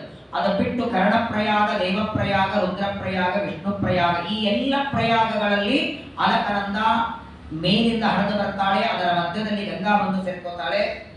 ಆ ಎಲ್ಲ ನದಿಗಳ ಸಮಾಗಮವಾಗಿ ಕೊನೆಗೆ ಹರಿದ್ವಾರಕ್ಕೆ ಬಂದು ಅದು ಒಂದು ಕಾಲವಾಗಿ ಬರ್ತದೆ. ಈ ಕ್ರಮದಲ್ಲಿ ಪರಮಾತ್ಮ ತನ್ನ ಪಾದೋದಕವಾದಂತಹ ವಿಷ್ಣು ಪಾದೋದಕ ಅಂತ ಯಾವುದನ್ನು ನಾವು ನಿತ್ಯದಲ್ಲಿ ಇವತ್ತು ನಾವು ನೀವೆಲ್ಲ ನೋಡಿ, ಇದೇ ಹರಿದ್ವಾರದಲ್ಲಿ ಹರಿಯುವ ನದಿ ಅದು ಬರೋದೇ ಬದರಿಯಿಂದ. ಬದರಿಯೊಳಗದು ಎಷ್ಟು ತಣ್ಣಗಾಗಿರುತ್ತೆ. ಬದರಿಯಲ್ಲಿ ಅಲಕನಂದೆ ಸ್ನಾನ ಮಾಡ್ಲಿಕ್ಕಾಗಲ್ಲ. ಆದ್ರೆ ಅದೇ ನೀರು ಹರಿದು ಹರಿದು ಬದರಿಯಿಂದ ನೇರವಾಗಿ ಹರಿದ್ವಾರಕ್ಕೆ ಬರ್ತದೆ. ಆದ್ರೆ ಹರಿದ್ವಾರ ಬರೋದ್ರೊಳಗೆ ತಣ್ಣಗೆಲ್ಲ ಕಡಿಮೆಯಾಗಿ ಬೆಚ್ಚಗಾಗಿರ್ತದೆ. ಇದೇ ಭಗವಂತನ ಸಾಮರ್ಥ್ಯ. ಹಾಗಾಗಿ ಯಾವಾಗಲೂ ನೋಡಿ, ಯಾವುದೇ ನದಿಗಳಿಗೆ ಸ್ನಾನಕ್ಕೆ ಹೋಗಿ ಅನೇಕ ಜನ ತಿರುಪತಿಗೆ ಹೋದ್ರೆ ಆ ಪುಷ್ಕರಣಿಯಲ್ಲಿ ಸ್ನಾನ ಮಾಡೋದಿಲ್ಲ. ಯಾಕಂದ್ರೆ ಪುಷ್ಕರಣಿಯ ನೀರು ಅದು ಸಾಕ್ಷಾತ್ ಬ್ರಹ್ಮದೇವರ ಮಡದಿಯಾದ ಸರಸ್ವತಿ ದೇವಿ ಆದದ್ದು. ಆದ್ರೆ ಇವತ್ತೆಲ್ಲ ಅದನ್ನು ಸ್ವಚ್ಛ ಮಾಡಿ ಯಾವುದೋ ನೀರು ಹಾಕ್ತಾರೆ, ಅದೇ ನೀರಲ್ಲ. ಅಥವಾ ನದಿಗಳಲ್ಲಿ ಮಳೆಗಾಲದಲ್ಲಿ ಬಂದು ಬೀಳುತ್ತದೆ. ಇವತ್ತು ಹರಿದ್ವಾರಕ್ಕೋ ಕಾಶಿಗೋ ಹೋಗ್ತೇವೆ, ಅದು ನಿಜವಾದ ಗಂಗಾ ನೀರ ಅಲ್ಲ, ವಿಷ್ಣುವಿನ ಪಾದದಿಂದ ಬಂದದ್ದು ಅನೇಕ ಕೋಟಿ ವರ್ಷಗಳ ಹಿಂದೆ. ಈಗ ಅದು ಪ್ರತಿ ವರ್ಷ ಮಳೆಗಾಲದಲ್ಲಿ ಯಾವುದೋ ಮಳೆ ನೀರು ಬಂದಿರ್ತದೆ ಅಂತ ಅನ್ಕೋಬೇಡಿ, ಇಲ್ಲೇ ಬರ್ತದೆ. ಇದೇ ಪಂಚಮ ಸ್ಕಂದದಲ್ಲಿ ಶ್ರೀಮದಾಚಾರ್ಯರು ತಾತ್ಪರ್ಯದಲ್ಲಿ ಹೇಳ್ತಾರೆ, ಇವತ್ತಿಗೂ ಯಾವುದೇ ನದಿಗೆ ಸ್ನಾನಕ್ಕೆ ಹೋದರೆ ಆ ನದಿಯ ನೀರು ಆ ವಿಷ್ಣುವಿನ ಪಾದೋದಕದಿಂದ ಅವತ್ತೇನೋ ಬಂತೋ ಅದೇ ನೀರು ಇವತ್ತಿಗೂ ಇರೋ ಮಳೆ ನೀರಲ್ಲ. ಪ್ರತಿ ವರ್ಷ ಮಳೆಗಾಲದಲ್ಲಿ ವಾಯುದೇವರು ಆ ನೀರನ್ನ ಮತ್ತೆ ಒಯ್ದು ಸರ್ಕಲ್ ಮಾಡಿ ಮೇಘಗಳಲ್ಲಿ ಒಯ್ದು ಆ ನೀರು ಅದೇ ನದಿಯಲ್ಲಿ ಬೀಳೋ ಹಾಗೆ ಮಾಡ್ತಾರಂತೆ ವಾಯುದೇವರು. ಯಾವುದೇ ಕ್ಷೇತ್ರಕ್ಕೆ ಹೋದರೂ, ಯಾವುದೇ ನದಿಯ ಸ್ನಾನಕ್ಕೆ ಹೋದರೂ ಇದು ಯಾವುದೋ ಮಳೆ ನೀರು ಅಂತ ಆ ನೀರನ್ನು ಅವಮಾನ ಮಾಡತಕ್ಕದ್ದಲ್ಲ, ಅದು ನೇರವಾಗಿ ಭಗವಂತನ ಪಾದದಿಂದ ಬಂದದ್ದು. ಹೀಗೆ ಬ್ರಹ್ಮದೇವರ ಮನೆಯಿಂದ ಶತಕೋಟಿ ಅನ್ನುವ ಮನೆಯಿಂದ ಹೊರಟಂತಹ ಗಂಗೆ 4 ಭಾಗವಾಗಿ 4 ಕವಲಗಳಾಗಿ ಭೂಮಿಯಲ್ಲಿ ಹರಿದು ಬರ್ತಾಳೆ. ಇದಲ್ಲದೆ ನಮ್ಮ ಭರತಖಂಡದಲ್ಲಿ ಎಷ್ಟು ನದಿಗಳಿವೆ, ಪ್ರಾಯ ಮಣ್ಣಿನ ಕಣಗಳ ಬೇಕಾದರೆ ಎಣಿಕೆ ಮಾಡಬಹುದು. ನಮ್ಮ ಭರತಖಂಡದಲ್ಲಿದ್ದ ನದಿಗಳಿಗೆ ಎಣಿಕೆ ಇಲ್ಲ. ಅಷ್ಟು ನದಿಗಳನ್ನ ಪರಮಾತ್ಮ ತನ್ನ ನಾಡಿಗಳಿಂದ ನಿರ್ಮಾಣ ಮಾಡ್ತಾನೆ. ಇದರ ನಂತರದಲ್ಲಿ ಶುಕಾಚಾರ್ಯರು 9 ಖಂಡಗಳ ಬಗ್ಗೆ ಭೂಗೋಳದಲ್ಲಿ ಇರುವ, ನಾವೆಲ್ಲರೂ ಈ ಭೂಮಂಡಲದಲ್ಲಿ ನೋಡುವ 9 ಖಂಡದಲ್ಲಿ ಹೇಳ್ತಾರೆ. ಮಧ್ಯದಲ್ಲಿ ಇಲಾವೃತ ಖಂಡ, ನಾವು ಕೆಳಗಡೆ ಇದ್ದೇವೆ, ಭರತಖಂಡದಲ್ಲಿದ್ದೇವೆ. ಭರತಖಂಡದ ಮೇಲ್ಭಾಗದಲ್ಲಿ ಹರಿವರ್ಷ, ಕಿಂಪುರುಷ, ಅದರ ಮಧ್ಯದಲ್ಲಿ ಇಲಾವೃತ ಖಂಡ. ಇಲಾವೃತ ಖಂಡದಲ್ಲಿ ರುದ್ರದೇವರಿದ್ದಾರೆ. ಇದೇ ಇಲಾವೃತ ಖಂಡದಲ್ಲೇನೆ ಆ ಸೂರ್ಯವಂಶದಲ್ಲಿ ಸುದ್ಯುಮ್ನ ಕಥೆ ಬರ್ತದಲ್ಲ, ಸುದ್ಯುಮ್ನ ಮತ್ತೆ ಇಲಾಗಿ ಹೆಣ್ಣಾದದ್ದು. ಈ ಇಲಾವೃತ ಖಂಡದಲ್ಲಿ ಇರುವ ರುದ್ರದೇವರ ದರ್ಶನಕ್ಕೆ ಬರ್ತಾನೆ. ಆ ಅರಣ್ಯಕ್ಕೆ ಶಾಪ ಕೊಟ್ಟಿರ್ತಾರೆ, ಅದು ಗೊತ್ತಿಲ್ಲದೆ ಪ್ರವೇಶ ಮಾಡಿದ್ದಕ್ಕೆ ಹೆಣ್ಣಾಗ್ತಾನೆ. ಅದು ಇಲಾವೃತ ಖಂಡದಲ್ಲಿ. ಇಲಾವೃತ ಖಂಡದಲ್ಲಿ ರುದ್ರದೇವರು ಪಾರ್ವತಿ ದೇವಿಯಿಂದ ಸಹಿತರಾಗಿ ಅಲ್ಲಿ ವಾಸ ಮಾಡ್ತಾರೆ. ಆ ರುದ್ರದೇವರನ್ನ ಪ್ರತಿನಿತ್ಯದಲ್ಲಿ ಎಲ್ಲ ದೇವತೆಗಳು ತಮೋ ಗುಣಕ್ಕೆ ನಿಯಾಮಕರಾದ ರುದ್ರದೇವರನ್ನ ನಿತ್ಯದಲ್ಲಿ ಪೂಜಾ ಮಾಡ್ತಾರೆ. ಓಂ ನಮೋ ಭಗವತೆ ಮಹಾಪುರುಷಾಯ ಸರ್ವಗುಣ ಸಂಖ್ಯಾತಾಯ ಅನಂತಾಯ ಅವ್ಯಕ್ತಾಯ ನಮಃ. ತುಂಬಾ ವಿಸ್ತಾರವಾದದ್ದಿದೆಲ್ಲ. ಒಂದೊಂದು ಖಂಡದಲ್ಲಿ ಯಾವ ರೂಪ ಇದೆ, ಆ ಖಂಡದಲ್ಲಿ ಇದ್ದು ಯಾರು ಭಗವಂತನ ಉಪಾಸನೆ ಮಾಡ್ತಾರೆ, ಉಪಾಸಕ ರೂಪ ಯಾವುದು, ಉಪಾಸ್ಯ ರೂಪ ಯಾವುದು, 9 ಖಂಡಗಳಲ್ಲಿ ಇರುವ ರೂಪವನ್ನ ಶುಕಾಚಾರ್ಯರು ಹೇಳ್ತಾರೆ. ವೇಗವಾಗಿ ಪಂಚಮ ಸ್ಕಂದ ಮುಗಿಸ್ಬೇಕಾದದ್ದರಿಂದ ಯಾವ ವಿಷಯಗಳನ್ನ ನಾನು ಬಹಳ ಹೇಳಿ ಆಗೋದಿಲ್ಲ, ಏನೂ ಆಗೋದಿಲ್ಲ, ಸರಳವಾಗಿ ಹೇಳ್ತಾ ಹೋಗಿಬಿಡ್ತೇನೆ. ಪ್ರತಿಯೊಂದು ಖಂಡದಲ್ಲಿಯೂ ಒಂದೊಂದು ಭಗವಂತನ ರೂಪಗಳು, ಆ ರೂಪಗಳಲ್ಲಿ ಆ ಖಂಡದಲ್ಲಿ ಇದ್ದು ಭಗವಂತನ ಉಪಾಸನೆಯನ್ನ ಮಾಡ್ತಾರೆ. ಇಲಾವೃತ ಖಂಡದಲ್ಲಿ ರುದ್ರದೇವರನ್ನ ಪ್ರತಿನಿತ್ಯದಲ್ಲಿ ಅಲ್ಲಿರುವಂತಹ ದೇವತೆಗಳು ಪಾರ್ವತಿ ದೇವಿ ಉಪಾಸನೆಯನ್ನ ಮಾಡ್ತಾ ಪೂಜೆಯನ್ನ ಮಾಡ್ತಾರೆ. ಅದರ ನಂತರದಲ್ಲಿ ಭದ್ರಾಶ್ವ ಖಂಡದಲ್ಲಿ ಹಯಗ್ರೀವ ದೇವರಿದ್ದಾರೆ. ಎಲ್ಲ ವೇದಗಳನ್ನ ಬ್ರಹ್ಮದೇವರಿಗೆ ತಂದುಕೊಟ್ಟಂತಹ ಭದ್ರಾಶ್ವ ಖಂಡದಲ್ಲಿ ಆ ಹಯಗ್ರೀವ ರೂಪಿಯಾದಂತಹ ಪರಮಾತ್ಮನನ್ನ ಧರ್ಮರಾಜನ ಮಗ ಅಲ್ಲಿ ರಾಜನಾಗಿದ್ದಾನೆ. ಭದ್ರಾಶ್ವ ಖಂಡದಲ್ಲಿ ಧರ್ಮರಾಜನ ಮಗನಾದಂತಹ ಭದ್ರಶ್ರವ ಅಂತವನ ಹೆಸರು. ಅವನು ಆ ಭದ್ರಾಶ್ವ ಖಂಡದಲ್ಲಿ ಇದ್ದು ಹಯಗ್ರೀವ ದೇವರ ಉಪಾಸನೆಯನ್ನ ಮಾಡ್ತಾ ಹಯಗ್ರೀವ ದೇವರನ್ನ ಅನೇಕ ಮಂತ್ರಗಳಿಂದ ಸ್ತೋತ್ರವನ್ನ ಮಾಡ್ತಾರೆ. ಅನೇಕ ಮಾತುಗಳನ್ನ ಪ್ರತಿಯೊಂದು ಖಂಡದಲ್ಲಿ ಒಬ್ಬೊಬ್ಬ ಪರಮಾತ್ಮನ ಉಪಾಸನೆ. ಹರಿವರ್ಷ ಖಂಡದಲ್ಲಿ ನರಸಿಂಹದೇವರಿದ್ದಾರೆ. ಸ್ತಂಭದಿಂದ ಪ್ರಹ್ಲಾದರಾಜರಿಗೋಸ್ಕರ ಅವತಾರ ಮಾಡಿದ ನರಸಿಂಹದೇವರು ಪ್ರಹ್ಲಾದನಿಗೆ ಅನುಗ್ರಹ ಮಾಡಿ ಹಿರಣ್ಯಕಶಿಪುವಿನ ಉದರವನ್ನ ಸೀಳಿದ ಮೇಲೆ ನೇರವಾಗಿ ವೈಕುಂಠಕ್ಕೆ ಹೋಗಲಿಲ್ಲ. ಈ ಹರಿವರ್ಷ ಖಂಡದಲ್ಲಿ ಸನ್ನಿಹಿತರಾಗಿದ್ದಾರೆ. ಆ ಹರಿವರ್ಷೇಚ ಭಗವಾನ್ ನರಹರಿ ರೂಪೇಣ ಆಸ್ತೆ. ಆ ನರಸಿಂಹದೇವರನ್ನ ಪ್ರಹ್ಲಾದರಾಜರು ಹರಿವರ್ಷ ಖಂಡದಲ್ಲಿ ಪ್ರತಿನಿತ್ಯದಲ್ಲಿ ಭಗವಂತನ ಪೂಜೆಯನ್ನ ಉಪಾಸನೆಯನ್ನ ಮಾಡ್ತಾ ಭಗವಂತನ ಸೇವೆ ಮಾಡ್ತಾರೆ. ಕೇತುಮಾಲ ಖಂಡದಲ್ಲಿ ಕಾಮದೇವ ಅನ್ನುವ ರೂಪದಿಂದ ಪ್ರದ್ಯುಮ್ನಲ್ಲಿ ಅಂತರ್ಯಾಮಿಯಾಗಿ ಪರಮಾತ್ಮ ಇದ್ದಾನೆ. ಅಲ್ಲಿ ಲಕ್ಷ್ಮೀದೇವಿ ಭಗವಂತನ ಸೇವೆಯನ್ನ ಮಾಡ್ತಾ ಪರಮಾತ್ಮನ ಉಪಾಸನೆಯನ್ನ ಭಗವಂತನ ಸ್ತೋತ್ರವನ್ನ ಮಾಡ್ತಾಳೆ. ಅದಾದ ಮೇಲೆ ರಮ್ಯಕ ಖಂಡದಲ್ಲಿ ಮತ್ಸ್ಯರೂಪಿಯಾದಂತಹ ಪರಮಾತ್ಮ ಇದ್ದಾನೆ. ಆ ಪರಮಾತ್ಮನನ್ನ ಓಂ ನಮೋ ಭಗವತೆ ಮುಖ್ಯತಮಾಯ ನಮಃ ಸತ್ವಾಯ ಪ್ರಾಣ ಔಜಸೇಬಲಾಯ ಮಹಾಮತ್ಸ್ಯಾಯ ನಮಃ ಅಂತ ಮತ್ಸ್ಯರೂಪಿ ಪರಮಾತ್ಮನ ಪೂಜೆಯನ್ನ ಮಾಡ್ತಾರೆ. ಹಿರಣ್ಮಯ ವರ್ಷದಲ್ಲಿ ಕೂರ್ಮರೂಪಿಯಾದ ಪರಮಾತ್ಮ ಇದ್ದಾನೆ. ಅಲ್ಲಿಯೂ ಕೂರ್ಮರೂಪಿಯಾದ ಪರಮಾತ್ಮನನ್ನ ದೇವತೆಗಳೆಲ್ಲ ಸ್ತೋತ್ರ ಮಾಡ್ತಾರೆ. ಅನಂತರದಲ್ಲಿ ಕಿಂ ಪುರುಷ ಖಂಡ, ಇದು ಉತ್ತರ ಕುರುಖಂಡ. ಉತ್ತರ ಕುರುಖಂಡದಲ್ಲಿ ಯಜ್ಞವರಾಹ ರೂಪಿಯಾದ ಪರಮಾತ್ಮ ಯಜ್ಞಕ್ಕೆ ಬೇಕಾಗುವ ಸೃಕ್ ಸ್ರುವ ಸವಿತ್ತು ದರ್ಭೆಗಳನ್ನ ತನ್ನ ಶರೀರದ ಅವಯವಗಳಿಂದ ಕೊಟ್ಟದ್ದರಿಂದ ಯಜ್ಞವರಾಹ ಅಂತ ಕರೀತಾರೆ. ಅಂತಹ ಯಜ್ಞವರಾಹ ರೂಪಿಯಾದ ಪರಮಾತ್ಮ ಉತ್ತರ ಕುರುಖಂಡದಲ್ಲಿ ಇದ್ದಾರೆ. ವರಾಹದೇವರ ಸ್ತೋತ್ರವನ್ನ ಅಲ್ಲಿದ್ದಂತಹ ಜನ ಮಾಡ್ತಾರೆ. ಅದರ ನಂತರದಲ್ಲಿ ಬರೋದೆ ಕಿಂಪುರುಷ ಖಂಡ. ಕಿಂಪುರುಷ ಖಂಡದಲ್ಲಿ ಪರಮಾತ್ಮ ನರಸಿಂಹ ರಾಮರೂಪದಿಂದ ಇದ್ದಾರೆ. 14 ವರ್ಷಗಳವರೆಗೆ ವನವಾಸವನ್ನ ಮಾಡಿದ ನಂತರದಲ್ಲಿ ಪರಮಾತ್ಮ ಅಯೋಧ್ಯೆಯ ರಾಜ್ಯ ಆಳಿದ ಮೇಲೆ ಕಿಂಪುರುಷ ಖಂಡದಲ್ಲಿ ರಾಮರೂಪದಿಂದ ಇದ್ದಾನೆ. ಅಲ್ಲಿ ಹನುಮಂತ ದೇವರು ಇವತ್ತಿಗೂ ಕಿಂಪುರುಷ ಖಂಡದಲ್ಲಿ ಇದ್ದು ಹನುಮಂತ ದೇವರ ಸೇವೆಯನ್ನ ಮಾಡ್ತಾರೆ. ಅನೇಕ ಮಾತುಗಳು ಆ ಕಿಂಪುರುಷ ಖಂಡದಲ್ಲಿ ಇದ್ದು ಹನುಮಂತ ದೇವರು ರಾಮದೇವರನ್ನ ನಿತ್ಯ ಉಪಾಸನೆ ಮಾಡ್ತಾರೆ.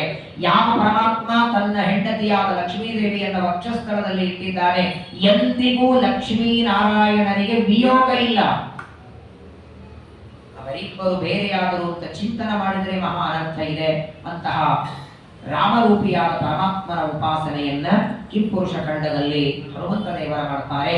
ಅದರ ಕೆಳಭಾಗದಲ್ಲಿರೋದೇ ಭರತ ವರ್ಷ. ನಾವು ನೀವೆಲ್ಲ ವಾಸ ಮಾಡುವ ಈ ಭರತ ಖಂಡದಲ್ಲಿ ಭಾರತೇಪಿ ಅಸ್ಮಿನ್ ವರ್ಷೆ ಭಗವಾನ್ ನರನಾರಾಯಣ ಆಖ್ಯಃ ಆಕಲ್ಪಾಂತಂ ಉಪಚಿತ ಧರ್ಮಜ್ಞಾನ ವೈರಾಗ್ಯ ಐಶ್ವರ್ಯ ಉಪಶಮಃ. ಪರಮಾತ್ಮ ನರ ಮತ್ತು ನಾರಾಯಣ ಅನ್ನುವ ರೂಪದಿಂದ ಭರತ ವರ್ಷ ಭರತ ಖಂಡದಲ್ಲಿ ಅತ್ಯಂತ ಎತ್ತರವಾದ ಮೇರು ಪರ್ವತದ ಒಂದು ಭಾಗದಲ್ಲಿ ಬಂದು ಕೂತಿದ್ದಾರೆ. ಇವತ್ತಿಗೂ 6 ತಿಂಗಳು ಮಾತ್ರ ಭಕ್ತರಿಗೆ ದರ್ಶನ ಕೊಡುತ್ತಾರೆ. ಇನ್ನಾರು ತಿಂಗಳು ದರ್ಶನ ಇಲ್ಲ. ಅಕ್ಟೋಬರ್ ನವೆಂಬರ್ ಅಲ್ಲಿ ಬದರಿಕಾಶ್ರಮ ಮುಚ್ಚಿಬಿಟ್ರೆ ಅಕ್ಷಯ ತೃತೀಯಕ್ಕೆ ತೆಗೆಯೋದು. ಆದರೆ ಯಾವಾಗ ಬದರಿಕಾಶ್ರಮ ಬದರಿ ನಾರಾಯಣನ ಬಾಗಲ ಹಾಕ್ತಾರೆ, ದೀಪವನ್ನ ಹಚ್ಚಿಟ್ಟು ಬಾಗಲ ಹಾಕ್ತಾರೆ, ಅಕ್ಷಯ ತೃತೀಯ ತೆಗೆದರೂ ದೀಪ ಹಾಗೆ ಇರುತ್ತೆ. ಆ ದೀಪ ನೋಡ್ಲಿಕ್ಕೇನೆ ಅಕ್ಷಯ ತೃತೀಯ ಅಷ್ಟು ಜನ ಹೋಗಿರ್ತಾರೆ. ಮೊದಲನೇ ದಿನ ಬಾಗಲ ತೆಗೆದಾಗ ಯಾಕಂದ್ರೆ ಆ ಭರತ ವರ್ಷದಲ್ಲಿ ನಾರಾಯಣ ರೂಪಿಯಾದ ಪರಮಾತ್ಮ 6 ತಿಂಗಳು ಬರ್ಫ ಬೀಳ್ತದೆ ಅಂತ ಆ ಬದರಿಕಾಶ್ರಮದ ನಾರಾಯಣನ ಬಾಗಲ ಮುಚ್ಚಿದರು. ಪ್ರತಿನಿತ್ಯದಲ್ಲಿ ನಾರದರು ಬಂದು ಭಗವಂತನ ಪೂಜೆ ಮಾಡ್ತಾರೆ. ಅಂತಹ ನರನಾರಾಯಣ ರೂಪದಿಂದ ಭರತ ಖಂಡದಲ್ಲಿ ಹುಟ್ಟಿದ್ದಾನೆ. ಇಷ್ಟು ಒಟ್ಟಾರೆ ನಮ್ಮ ಭೂಮಂಡಲದಲ್ಲಿ ಇದ್ದದ್ದು 9 ಖಂಡಗಳು. 9 ಖಂಡದೊಳಗೆ ಕರ್ಮ ಮಾಡುವುದಕ್ಕೆ ಇದ್ದದ್ದು ಮಾತ್ರ ಭಾರತ ಭೂಮಿ ಒಂದೇ. ಉಳಿದೆಲ್ಲ ಖಂಡಗಳು ಭೋಗ ಭೂಮಿ. ಭರತ ಖಂಡವನ್ನ ಬಿಟ್ಟು, ಹಾಗಾಗೇನೆ ನಮ್ಮ ಭಾರತ ದೇಶವನ್ನ ಬಿಟ್ಟು ಉಳಿದ ಯಾವ ದೇಶಕ್ಕೆ ಹೋದವರನ್ನು ಮಡಿಯಿಂದ ಕರೆದುಕೊಳ್ಳೋದಕ್ಕೆ ಯಾಕೆ ಅವ್ರ ಮಡಿಗೆ ಬರಲ್ಲ, ಯಾಕೆ ಅವರನ್ನ ದೂರ ಇಡ್ತಾರೆ? ಒಂದೇ ಕಾರಣ. ಕೆಲವು ಮಾತುಗಳನ್ನ ಬಹಳ ಜೋರಾಗಿ ಹೇಳೋ ಹಾಗೂ ಇಲ್ಲ. ಇವತ್ತಿನ ಭಯಾನಕ ಪರಿಸ್ಥಿತಿ, ಅದೇ 1,00,000 2 ಲಕ್ಷ ಸಂಬಳ ಬೆಂಗಳೂರಲ್ಲಿ ಸಿಗತ್ತೆ ಅಂದ್ರೆ ಇಲ್ಲ, ಅಯ್ಯೋ ಹೊರದೇಶಕ್ಕೆ ಹೋಗ್ತಾನೆ ಮಗ, ಕೆಲಸ ಮಾಡ್ತಾನೆ, ಅಯ್ಯೋ ದೊಡ್ಡದು ಅಂತಾರೆ. ಅಲ್ಲಿ ಹೋದರೆ ಬ್ರಾಹ್ಮಣ್ಯ ಕಡೆ, ಯಾಕಂದ್ರೆ ದೇವರೇ ಮಾಡಿದ ವ್ಯವಸ್ಥೆ. ಎರಡಿದೆ ನೋಡಿ. ಈಗ ನಾವು ಪುಣ್ಯವನ್ನ ಮಾಡಿದ ಮೇಲೆ ಆ ಪುಣ್ಯ ಭೋಗಕ್ಕಾಗಿ ಸ್ವರ್ಗಕ್ಕೆ ಹೋಗಬೇಕು. ಸ್ವರ್ಗದಲ್ಲಿ ದೇವತೆಗಳು ನಮ್ಮನ್ನ ಎಷ್ಟು ದಿನ ಇಟ್ಕೋತಾರೆ ಸ್ವರ್ಗದಲ್ಲಿ? ಆದರೆ ಪುಣ್ಯ ಇರೋವರೆಗಂದ್ರೆ ಎಲ್ಲ ಪುಣ್ಯ ಸ್ವರ್ಗದಲ್ಲಿ ಮುಗಿಸಲ್ಲ. ನಾವು ಮಾಡಿದ ಪುಣ್ಯದೊಳಗೆ 20% ಪೆಂಡಿಂಗ್ ಇಟ್ಟು ಕಳಿಸ್ತಾರೆ. ಆ 20% ಭೋಗ ಏನಿದೆ, ಸ್ವರ್ಗದಲ್ಲಿ ಭೋಗ ಮಾಡ್ಲಿಕ್ಕಾಗದೇ ಇರುವ ಪುಣ್ಯದ ಭೋಗ ಈ 7 ಖಂಡಗಳಲ್ಲಿ ಭೋಗ. ಭರತ ಖಂಡ ಬಿಟ್ಟು ಉಳಿದ ಖಂಡಗಳಲ್ಲಿ ಆ ಪುಣ್ಯದ ಭೋಗ. ಹಾಗಾಗಿ ಭಾರತ ಖಂಡ ಬಿಟ್ಟು ಯಾವ ದೋಷಕ್ಕೆ ಹೋದರೂ ಕರ್ಮನೇ ಹುಟ್ಟಲ್ಲ. ಅಲ್ಲಿ ಹೋಗಿ ನಾನು ದೇವ್ರ ಪೂಜೆ ಮಾಡ್ತೇನೆ, ಸಂಧ್ಯಾವಂದನ ಮಾಡ್ತೇನೆ, ಏನಂತ ಸಂಕಲ್ಪ ಮಾಡೋದು? ಭರತ ವರ್ಷೇ ಭರತ ಖಂಡೆ. ನೋಡಿ ಎಷ್ಟು ವಿಚಿತ್ರ ಅಂದ್ರೆ, ದೇವತೆಗಳು ಅಪೇಕ್ಷೆ ಪಡ್ತಾರಂತೆ ಭರತ ವರ್ಷದಲ್ಲಿ ಜನ್ಮ ಬರಲಿ. ಭಾರತ ಭೂಮಿಯಲ್ಲಿ ಜನ್ಮ ಬರಲಿ, ಭರತ ಖಂಡದಲ್ಲಿ ಹುಟ್ಟಬೇಕು ಅಂತ ಅಪೇಕ್ಷೆ ಪಡ್ತಾರೆ. ಇಲ್ಲಿ ಹುಟ್ಟಿದವರೆಲ್ಲ ಅಲ್ಲಿ ಹೋಗ್ತಾರೆ. ಏನ್ ಕೋಟಿಗಟ್ಟಲೆ ಗಳಿಸಿದ್ರೆ ಏನು, ದೇಹ ಬಿಟ್ಟ ಮೇಲೆ ಕಟ್ಟಿಗೆನೂ ಬಾಡಿಗೆಗೆ ತರಬೇಕಲ್ಲ. 50 ಕೋಟಿ ರೂಪಾಯಿ ಖರ್ಚು ಮಾಡಿ ಮನೆ ಕಟ್ಟಿದ್ರೆ ತಾನು ದೇಹ ಬಿಟ್ಟ ಮೇಲೆ ಆ ದೇಹದ ಸಂಸ್ಕಾರ ತನ್ನ ಮನೆಯಲ್ಲಿ ಆಗತ್ತಾ? ಯಾವ ಮಗ ಮಾಡ್ತಾರೆ ಹೇಳಿ? ನಾವು ಅದಕ್ಕೂ ಬಾಡಿಗೆ ತಗೋಬೇಕಲ್ಲ. ಚಾಮರಾಜಪೇಟೆಯೊಳಗೆ ಜಾಗ ಅದು ಎಷ್ಟು, ಒಂದ್ ದಿನಕ್ಕೆ 13,000 ರೂಪಾಯಿ 20,000 ರೂಪಾಯಿ ಇರ್ತದೆ. ಇವತ್ತು ಬೆಳಗ್ಗೆ ನೀವು ಈ ಸಂಸ್ಕಾರ ಮಾಡಿದ್ರೆ ನಾಳೆ ಬೆಳಗ್ಗೆ ನೀವು ಬೂದಿ ತಗೊಂಡ್ ಬರೋ ತನ 20,000 ರೂಪಾಯಿ ಬಾಡಿಗೆ ಇದೆ. ಮತ್ತು ಆ ದಿಕ್ಕು ಬಾಡಿಗೆ ಕೊಡೋದಿದ್ರೆ ಯಾಕೆ ನೀ ಸಂಪಾದನೆ ಮಾಡ್ತಾ ಟೈಮ್ ವೇಸ್ಟ್ ಮಾಡ್ತಿ ಅಂತಾರೆ. ಯಾವ ಸಂಪತ್ತು ನಿನ್ ಜೊತೆಗೆ ಬರೋದಿಲ್ಲ ಅದನ್ನು ಸಂಪಾದನೆ ಮಾಡೋದಕ್ಕೆ ವ್ಯರ್ಥ ಸಮಯ ಕಳಿಬೇಡ. ಜೊತೆಗೆ ಬರುವ ಸಂಪತ್ತು ಜ್ಞಾನ, ಅದನ್ನು ಪ್ರಯತ್ನ ಮಾಡುವುದಕ್ಕೆ ಪ್ರಯತ್ನ ಮಾಡುತ್ತದೆ ಭಾಗವತ. ಭರತ ಖಂಡದಲ್ಲಿ ದೇವತೆಗಳು ಅಪೇಕ್ಷೆ ಪಡ್ತಾರೆ, ದೇವತೆಗಳಿಗೆ ಪ್ರಾರ್ಥನೆ ಮಾಡ್ತಾರೆ ಅಂತ ಪರಮಾತ್ಮನಿಗೆ, ನಮಗೂ ಭಾರತ ವರ್ಷದಲ್ಲಿ ಭರತ ಖಂಡದಲ್ಲಿ ಹುಟ್ಟೋ ಹಾಗೆ ಮಾಡುವಂತ ಅಂತಹ ಪವಿತ್ರವಾದದ್ದು ನಮ್ಮ ಭರತ ಖಂಡ. ಈ ಭರತ ಖಂಡದಲ್ಲಿ ಕೇವಲ ಮಂದರ ಪರ್ವತ, ಮೇರು ಪರ್ವತ, ಸುಪಾರ್ಶ್ವ ಪರ್ವತ ಮಾತ್ರವಲ್ಲ, ನಮ್ಮ ಭರತ ಖಂಡದಲ್ಲಿ ಒಟ್ಟಾರು ಎಷ್ಟು ಪರ್ವತಗಳಿವೆ. ಅವುಗಳ ಹೆಸರು ಕೇಳಿದ್ರು ಪುಣ್ಯ ಬರ್ತದೆ. ಈ ಮಂಗಲಾಷ್ಟಕ ಅಂತ ಬರ್ತದೆ ನೋಡಿ, ಮದುವೆ ಮುಜುವೆಗಳಲ್ಲಿ, ಅಲ್ಲಿ 8-10 ಶ್ಲೋಕ ಇದೆ. ಒಂದೊಂದು ಶ್ಲೋಕದಲ್ಲಿ ಒಂದೊಂದು ಶ್ರೀಮೇರು ಹಿಮವಾಂಶ್ಚ ಮಂದರಗಿರಿ ಮೈನಾಕ ಗೋಮಂತಕ, ಎಲ್ಲ ಪರ್ವತಗಳ ಹೆಸರು ಒಂದು ಶ್ಲೋಕದಲ್ಲಿ ಬರ್ತದೆ. ಅದು ಇಲ್ಲಿಂದ ಹೊರಟದ್ದು. ಶುಕಾಚಾರ್ಯ ಪರೀಕ್ಷಿತರಿಗೆ ಹೇಳ್ತಾರೆ, ಭಾರತೇಭ್ಯಸ್ಮಿನ್ ವರ್ಷೆ, ಈ ನಮ್ಮ ಭರತ ಖಂಡದಲ್ಲಿ ಅತ್ಯಂತ ಪವಿತ್ರವಾದ ಪರ್ವತಗಳು, ಯಾವ ಪರ್ವತಗಳ ಹೆಸರು ಹೇಳಿದ್ರು ಮಹಾಪುಣ್ಯ ಇದೆ. ಆ ಪರ್ವತಗಳ ಹೆಸರು ಹೇಳ್ತಾರೆ. ಮೊದಲನೇದಾಗಿ ಮಲಯ ಪರ್ವತ, ಮಂದರ ಪರ್ವತ, ಮೈನಾಕ, ತ್ರಿಕೂಟ, ಋಷಭ, ಕನಕ, ಕೋಸಲ, ಸಹ್ಯ, ವೇದಗಿರಿ, ಋಷ್ಯಮುಖ, ಶ್ರೀಶೈಲ, ವೆಂಕಟಾಚಲ, ಮಹೇಂದ್ರ, ವಾರಿಧಾರ, ವಿಂಧ್ಯ, ಶುಕ್ತಿಮಾನ್, ಕನಕಗಿರಿ, ಪಾರಿಯಾತ್ರ, ದೋಣ, ಚಿತ್ರಕೂಟ, ಗೋವರ್ಧನ, ರೈವತ್ತಕ, ಕಕುಭ, ನೀಲ, ಗೋಕಾಮುಖ, ಇಂದ್ರಕೀಲಕ, ಹಿಮಗಿರಿ, ಏಚೆ ಅನ್ನೇಚ ಶತಶಃ ಸಹಸ್ರಶಃ ಶೈಲಾಂ ಸಂತಿ. ನಮ್ಮ ಭರತ ಖಂಡದಲ್ಲಿ ಪರ್ವತಗಳು ಎಷ್ಟು ಅಂತ ಲೆಕ್ಕಿಲ್ಲ. ಬಹಳ ಅಂದರೆ ತಿರುಪತಿಗೆ ಹೋದ್ರೆ ತಿರುಪತಿ ಬೆಟ್ಟ ಒಂದು ಗೊತ್ತಿರ್ತದೆ, ಈ ಕಡೆ ಮಥುರಾಕ್ಕೆ ಹೋದ್ರೆ ಗೋವರ್ಧನಗಿರಿ ಒಂದು ನೋಡ್ತೇವೆ. ಅನೇಕ ಪರ್ವತಗಳು ನಮ್ಮ ಭರತ ಖಂಡದಲ್ಲಿವೆ. ಮಾತ್ರವಲ್ಲ, ಪರಮಾತ್ಮನ ನಾಡಿಯಿಂದ ಬಂದ ನದಿಗಳು ಬಹಳ. ಅಂದರೆ ಕಾಶಿಗೆ ಹೋಗಿ ಒಂದು ಗಂಗಾ ಸ್ನಾನ ಮಾಡುತ್ತೇವೆ, ವೃಂದಾವನಕ್ಕೆ ಹೋದ್ರೆ ಯಮುನಾ ಸ್ನಾನ, ಅದು ಬಿಟ್ರೆ ಪ್ರಯಾಗಕ್ಕೆ ಹೋದ್ರೆ ತ್ರಿವೇಣಿ ಸ್ನಾನ, ಅದು ಬಿಟ್ರೆ ಎಷ್ಟು ನದಿಗಳು ನಮ್ಮ ಭರತ ಖಂಡದಲ್ಲಿವೆ. ಮೊದಲನೇದು, ಯಾವ ನದಿ ಎಲ್ಲಿಂದ ಎಲ್ಲಿ ಹರಿಯುತ್ತದೆ, ಆ ನದಿಯ ಅಳತೆ ಎಷ್ಟು, ಆ ನದಿಯ ಉದ್ದ ಎಷ್ಟು ಅಂತ ತಿಳ್ಕೋದ್ರಲ್ಲಿ 100 ವರ್ಷ ಮುಗಿತದೆ ಸ್ನಾನಕ್ಕೆ ಹೋಗೋದು. ಆಮೇಲೆ ಎಷ್ಟು ನದಿಗಳು ಹರಿತವೆ. ನದಿಗಳ ಹೆಸರು ಹೇಳ್ತಾರೆ, ಚಂದ್ರವಟ, ತಾಮ್ರಪರ್ಣಿ, ಅವಟೋದಕ, ಕೈತಮಾಲ, ಮಹಾಯಸಿ, ಕಾವೇರಿ, ವೇಣಿ, ಪಯೋದ, ಯಮುನಾ, ಸರಸ್ವತಿ, ಶರ್ಕರಾವರ್ತ, ತುಂಗಭದ್ರ, ಕೃಷ್ಣ, ಭಾಗೀರಥಿ, ಗೋದಾವರಿ, ನಿರ್ವಿದ್ಯ, ಪಯೋಷ್ಣಿ, ತಾಪಿ, ಸುರಸಾ, ನರ್ಮದಾ, ಚರ್ಮವರ್ಣಿ, ಸಿಂಧು, ಅಂಗ, ದ್ರೋಣಕಲಶ, ಮಹಾನದಿ, ವೇದಸ್ವತಿ, ಋಷಿಕುಲ್ಯ, ತ್ರಿಸೋಮ, ಕೋಶಾಕಿನಿ, ಮಂದಾಕಿನಿ, ದೃಷ್ಟಸ್ವತಿ, ಗೋಮತಿ, ಸರಯು, ಓಘವತಿ, ಸಪ್ತಶತಿ, ಘೋಷಣ, ಸುಷೋಮ, ಶತಕಲಾ, ಚಂದ್ರಭಾಗ, ಶತದ್ರು, ಮರುದ್ವತ, ವಿದಸ್ತ್ರ, ಅಸಿಕ್ನಿ, ವಿಶ್ವ ಇತಿ ಮಹಾನದ್ಯ. ಮಹಾನದಿಗಳ ಬೇರೆ, ಉಪನದಿಗಳ ಬೇರೆ. ನದಿಗಳಲ್ಲೇನೆ ಗಂಡ ನದಿಗಳು ಅಂತಿವೆ, ನದ ಅಂತ ಕರೀತಾರೆ. ಹೆಣ್ಣು ನದಿಗಳಿಗೆ ನದಿ ಅಂತ ಹೆಸರಾದರೆ, ಯಾವ ನದಿಗಳಿಗೆ ಗಂಡು ದೇವತೆಗಳ ಅಭಿಮಾನಿಗಳು ಅದಕ್ಕೆ ನದ ಅಂತ ಹೆಸರು. ಅವುಗಳು ನಮ್ಮ ಭರತ ಖಂಡದಲ್ಲಿದೆ. ರಮ್ಯವಾದ, ಅತ್ಯಂತ ಮನೋಹರವಾದ ಪರ್ವತಗಳಿಂದ, ನದಿಗಳಿಂದ ತುಂಬಿದಂತಹದ್ದು ನಮ್ಮ ಭರತ ಖಂಡ. ಅದರ ಬಗ್ಗೆ ಬಹಳ ವರ್ಣನೆ ಮಾಡ್ತಾರೆ. ಭಾರತ ಭೂಮಿಯಲ್ಲಿ, ಭರತ ಖಂಡದಲ್ಲಿ ಹುಟ್ಟಬೇಕು ಅಂತ ದೇವತೆಗಳು ಪರಮಾತ್ಮನ ಅಪೇಕ್ಷೆ ಪಡ್ತಾರಂತೆ. ಯಾಕಂದ್ರೆ ಉಳಿದ ಯಾವ ಖಂಡಗಳಲ್ಲಿ ಹುಟ್ಟಿ 100 ವರ್ಷ ಇದ್ದು ಬದುಕಿ ಸಾಧನೆ ಮಾಡಿದ್ರೆ ಏನು ಪುಣ್ಯ ಬರಬೇಕೋ ಅದು ನಮ್ಮ ಭರತ ಖಂಡದಲ್ಲಿ ಒಂದು ದಿನ ಸ್ನಾನ ಮಾಡಿದ್ರೆ, ಒಂದು ದಿನ ತರ್ಪಣ ಕೊಟ್ರೆ, ಒಂದು ದಿನ ಪೂಜೆ ಮಾಡಿದ್ರೆ ಬರ್ತಾರೆ. ಅಪೇಕ್ಷೆ ಇಟ್ಕೊಂಡು ಭರತ ಖಂಡದಲ್ಲಿ ಹುಟ್ಟಬೇಕು ಅಂತ ದೇವತೆಗಳೆಲ್ಲ ಅಪೇಕ್ಷೆ ಪಡ್ತಾರೆ.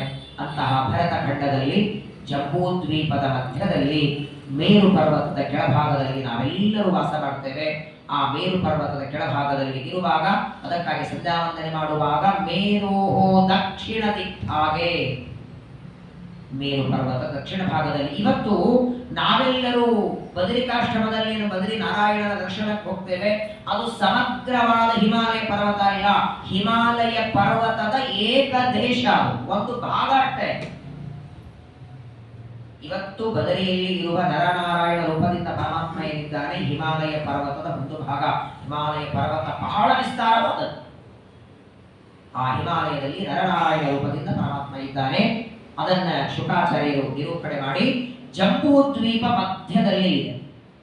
ಜಂಬೂ ದ್ವೀಪದ ಮೇಲ್ಭಾಗದಲ್ಲಿ ಪ್ಲಕ್ಷ, ಅದರ ಬಲಭಾಗದಲ್ಲಿ ಕ್ರೌಂಚ, ಶಾಖ, ಪುಷ್ಕರ, 7 ದ್ವೀಪಗಳು ಒಟ್ಟಾರೆ. ಪ್ರಿಯವ್ರತನ 7 ಜನ ಮಕ್ಕಳು ಆ ದ್ವೀಪಗಳನ್ನು ಆಳ್ತಾರೆ. ಅದರಲ್ಲಿ ಈ ಮೇರು ಪರ್ವತ ಏನಿದೆ ನೋಡಿ, ಮೇರು ಪರ್ವತದ ಕೆಳಭಾಗದಲ್ಲಿ ಮೇರು ಪರ್ವತಕ್ಕೆ ಸುತ್ತುಕೊಂಡು ಕೆಲವು ನದಿಗಳು ಹರಿತವೆ. ಈಗಾಗಲೇ ಅನೇಕ ಮಹಾನದಿಗಳ ಹೆಸರನ್ನು ಶುಕಾಚಾರ್ಯ ಹೇಳಿದ್ದಾರೆ. ಅದಲ್ಲದೆ ಉಪನದಿಗಳು ಅಂತಿವೆ. ಮಹಾನದಿಗಳ ಬೇರೆ, ಕೇವಲ ನದಿಗಳು, ಉಪನದಿಗಳು, ಅವುಗಳ ಹೆಸರು ಹೇಳ್ತಾರೆ. ಮಣಿಕೂಟ, ವಜ್ರಕೂಟ, ಇಂದ್ರಸೇನ, ಜ್ಯೋತಿಷ್ಮ, ಧೂಮ್ರವರ್ಣ, ಹಿರಣ್ಯಗ್ರೀವ, ಮೇಘಪಾಲ, ಸೇತುಶೈಲ, ಅರುಣ, ಅನುರಾಗ, ಅಂಗೀರಸಿ, ಸಾವಿತ್ರಿ, ಸುಪ್ರಭಾತ, ಋತುಂಬರ, ಸತ್ಯಂಬರ ಇತಿ ಮಹಾನದ್ಯಃ ಯಾಸಾಂ ಜಲ ಉಪಸ್ಪರ್ಶನ ವಿಧುನ ರಜಸ್ತಮೋ ಹಂಸಸ್ತಮೋತುಂಗಾತ್ಮಯರ ಸಪ್ತಾಂಗಃ. ಸತ್ವಗುಣ, ರಜೋಗುಣ, ತಮೋಗುಣಗಳ ಸ್ಪಂದ ಯಾವ ನದಿಗಳ ಸ್ನಾನದಿಂದ ದೂರವಾಗುತ್ತೆ ಅಂತಹ ದಿವ್ಯವಾದ ನದಿಗಳು ನಮ್ಮ ಭರತಖಂಡದಲ್ಲಿ ಪರಮಾತ್ಮ ಮಾಡಿ ಇಟ್ಟಿದ್ದಾನೆ. ಅಲ್ಲಿ ಪ್ಲಕ್ಷದೀಪ, ಪ್ಲಕ್ಷದೀಪದಲ್ಲಿ ಪರಮಾತ್ಮ ರುದ್ರದೇವರು ಅಲ್ಲಿ ವಾಸ ಮಾಡ್ತಾರೆ. ಅದರ ನಂತರದಲ್ಲಿ ಇರೋದು ಶಾಲ್ಮಲಿ ದೀಪ. ಪ್ಲಕ್ಷದ್ವೀಪ ಮೇರು ಪರ್ವತದಿಂದ 5 ಲಕ್ಷ ಯೋಜನ ಎತ್ತರದಲ್ಲಿ ಇದೆ. ಅದರ ಸುತ್ತಲೂ ಒಂದು ಸಮುದ್ರ, ಒಂದು ದ್ವೀಪ, ಪರ್ವತ, ಸಮುದ್ರ, ದ್ವೀಪ, ಪರ್ವತ, ಸಮುದ್ರ, ಈ ಆಕಾರದಲ್ಲಿ ಆ ಸಪ್ತ ದ್ವೀಪಗಳು, ಸಪ್ತ ಸಮುದ್ರಗಳು ನಮ್ಮ ಭೂಮಂಡಲಕ್ಕೆ ಅಂಟಿಕೊಂಡು ಯಾವ ಕ್ರಮದಲ್ಲಿ ಇವೆ ಅದೆಲ್ಲವನ್ನ ಶುಕಾಚಾರ್ಯರು ವಿಸ್ತಾರವಾಗಿ ತಿಳಿಸ್ತಾರೆ. ಅನೇಕ ಉದಾಹರಣೆಗಳನ್ನು ತಿಳಿಸ್ತಾರೆ. ಯಾವ ಯಾವ ನದಿಗಳಲ್ಲಿ ಯಾವ ಯಾವ ಮಾಸದಲ್ಲಿ ಹೋಗಿ ಸ್ನಾನ ಮಾಡಬೇಕು. ವೈಶಾಖ ಮಾಸ, ಕಾರ್ತಿಕ ಮಾಸ, ಮಾಘ ಮಾಸ, ಯಾವ ನದಿಗಳಲ್ಲಿ ಹೋಗಿ ಸ್ನಾನ ಮಾಡಬೇಕು, ಆ ನದಿಗಳ ಹೆಸರು, ಅಲ್ಲಿ ಸ್ನಾನ ಮಾಡಿದಾಗ ಏನು ಪುಣ್ಯ ಬರ್ತದೆ, ಅದನ್ನು ವಿಸ್ತಾರವಾಗಿ ಶುಕಾಚಾರ್ಯರು ತಿಳಿಸಿ ಎಲ್ಲ ನದಿಗಳು ಕೊನೆಗೆ ಹೋಗಿ ಸೇರುವುದು ಸಮುದ್ರಕ್ಕೆ. ಮಳೆಯಿಂದ ಬಿದ್ದ ನೀರು, ಮಳೆಯ ನೀರು ಓಣಿಯಲ್ಲಿ ಪರಿಯಲು ಬಳಸರು, ಯಾರು ಆ ನೀರು ಬಳಸೋದಿಲ್ಲ. ಆದ್ರೆ ಅದೇ ನೀರು ಹೆದ್ದರ ಕೂಡೆ, ಹೆದ್ದರ ಅಂದ್ರೆ ನದಿಗೆ ಸಮುದ್ರಕ್ಕೆ ಸೇರಿದರೆ ಮಜ್ಜನ ಪಾನಗೈದಪರು. ಇವೇ ಮನೆ ಮುಂದೆ ಹರಿಯುವ ನೀರು ಇಲ್ಲಿ ಹರಿತಿದ್ರೆ ಅದಕ್ಕೆ ಬೆಲೆ ಇಲ್ಲ. ಅದೇ ಸಮುದ್ರಕ್ಕೋ ನದಿಗೆ ಸೇರಿದ್ರೆ ಸಂಕಲ್ಪ ಮಾಡಿ 3 ಸಲ ಮುಳುಗಿ ಬರ್ತೀವಿ. ಎಲ್ಲ ನದಿಗಳು ಸಮುದ್ರಕ್ಕೆ ಸೇರ್ತವೆ. ಈಗ ಒಂದು ಲೋಟದಲ್ಲಿ ಅರ್ಧ ಲೋಟ ಉಪ್ಪು ನೀರು, ಇನ್ನೊಂದು ಲೋಟದಲ್ಲಿ ಸಿಹಿ ನೀರು. ಆ ಸಿಹಿ ನೀರನ್ನ ಉಪ್ಪು ನೀರಿಗೆ ಸೇರಿಸಿದರೆ ಉಪ್ಪು ನೀರು ಇಷ್ಟಿದೆ, ಸಿಹಿ ನೀರು ಇಷ್ಟಿದೆ.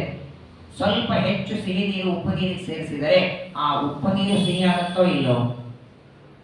ಹಾಗಾದರೆ ಎಲ್ಲಾ ನದಿಗಳು ತಮ್ಮ ತಮ್ಮ ಸಿಹಿಯಾದ ನೀರನ್ನ ತಂದು ಕೊನೆಗೆ ಎಲ್ಲವೂ ಸಮುದ್ರಕ್ಕೆ ಸೇರಿದರು. ಸಮುದ್ರದ ನೀರು ಮಾತ್ರ ಸಿಹಿ ಆಯ್ತಾ? ಮಳೆಗಾಲದಲ್ಲಿ ಎಲ್ಲ ನದಿಗಳು ಬಂದು ಸಮುದ್ರಕ್ಕೆ ಸೇರಿದರು, ಸಮುದ್ರ ನೀರೇನು ಸಿಹಿ ಆಗಲಿಲ್ಲ. ಸಮುದ್ರದ ಅಸಾಧಾರಣ ಗುಣ ಅಂದ್ರೆ ಉಪ್ಪಾಗಿರೋದು. ಮಳೆಗಾಲದಲ್ಲಿ ನದಿಗಳ ಬಂದು ಸೇರಿದರೂ ಸಮುದ್ರ ಹಿಗ್ಗೋದಿಲ್ಲ, ಬೇಸಿಗೆಯಲ್ಲಿ ನದಿಗಳೆಲ್ಲ ಒಣಗಿ ಸಮುದ್ರದ ನೀರು ಕುಗ್ಗೋದಿಲ್ಲ. ಹಾಗಾಗಿ ರಾಮಾಯಣದಲ್ಲಿ ರಾಮನನ್ನ ಸಮುದ್ರದಂತೆ ಇದ್ದಾನೆ ಅಂತ ದೃಷ್ಟಾಂತ ಕೊಡ್ತಾರೆ. ಹಿಗ್ಗೋದು ಕುಗ್ಗೋದು ರಾಮನಲ್ಲಿ ಇಲ್ಲ. ಸಮುದ್ರ ಇವ ಗಾಂಭೀರ್ಯ. ಅಂತಹ ಸಮುದ್ರದಲ್ಲಿ ಸೇರುವ ನದಿಗಳು, ಯಾವ ನದಿಗಳಲ್ಲಿ ಒಂದು ನದಿಯಲ್ಲಿ ಸ್ನಾನ ಮಾಡಿದರೆ ಎಷ್ಟು ಯಜ್ಞ ಮಾಡಿದ ಪುಣ್ಯ ನೋಡಿ. ಗಂಗಾ ನದಿಯಲ್ಲಿ ಸ್ನಾನ ಮಾಡಿದರೆ ಒಂದೇ ದಿನ ಮಾಡಬನ್ನಿ. ಹರಿದ್ವಾರಕ್ಕೋ ಕಾಶಿಗೆ ಹೋಗಿ ಒಂದು ದಿನ ಗಂಗಾ ಸ್ನಾನ ಮಾಡಿದರೆ 6 ತಿಂಗಳು ನಿತ್ಯದಲ್ಲಿ ಯಜ್ಞಯಾಗ ಮಾಡಿದಾಗ ಎಷ್ಟು ಪುಣ್ಯ ಬರ್ತದೆ ಅಷ್ಟು ಪುಣ್ಯ ಒಂದು ದಿನ ಗಂಗಾ ಸ್ನಾನದಿಂದ ಬರ್ತದೆ.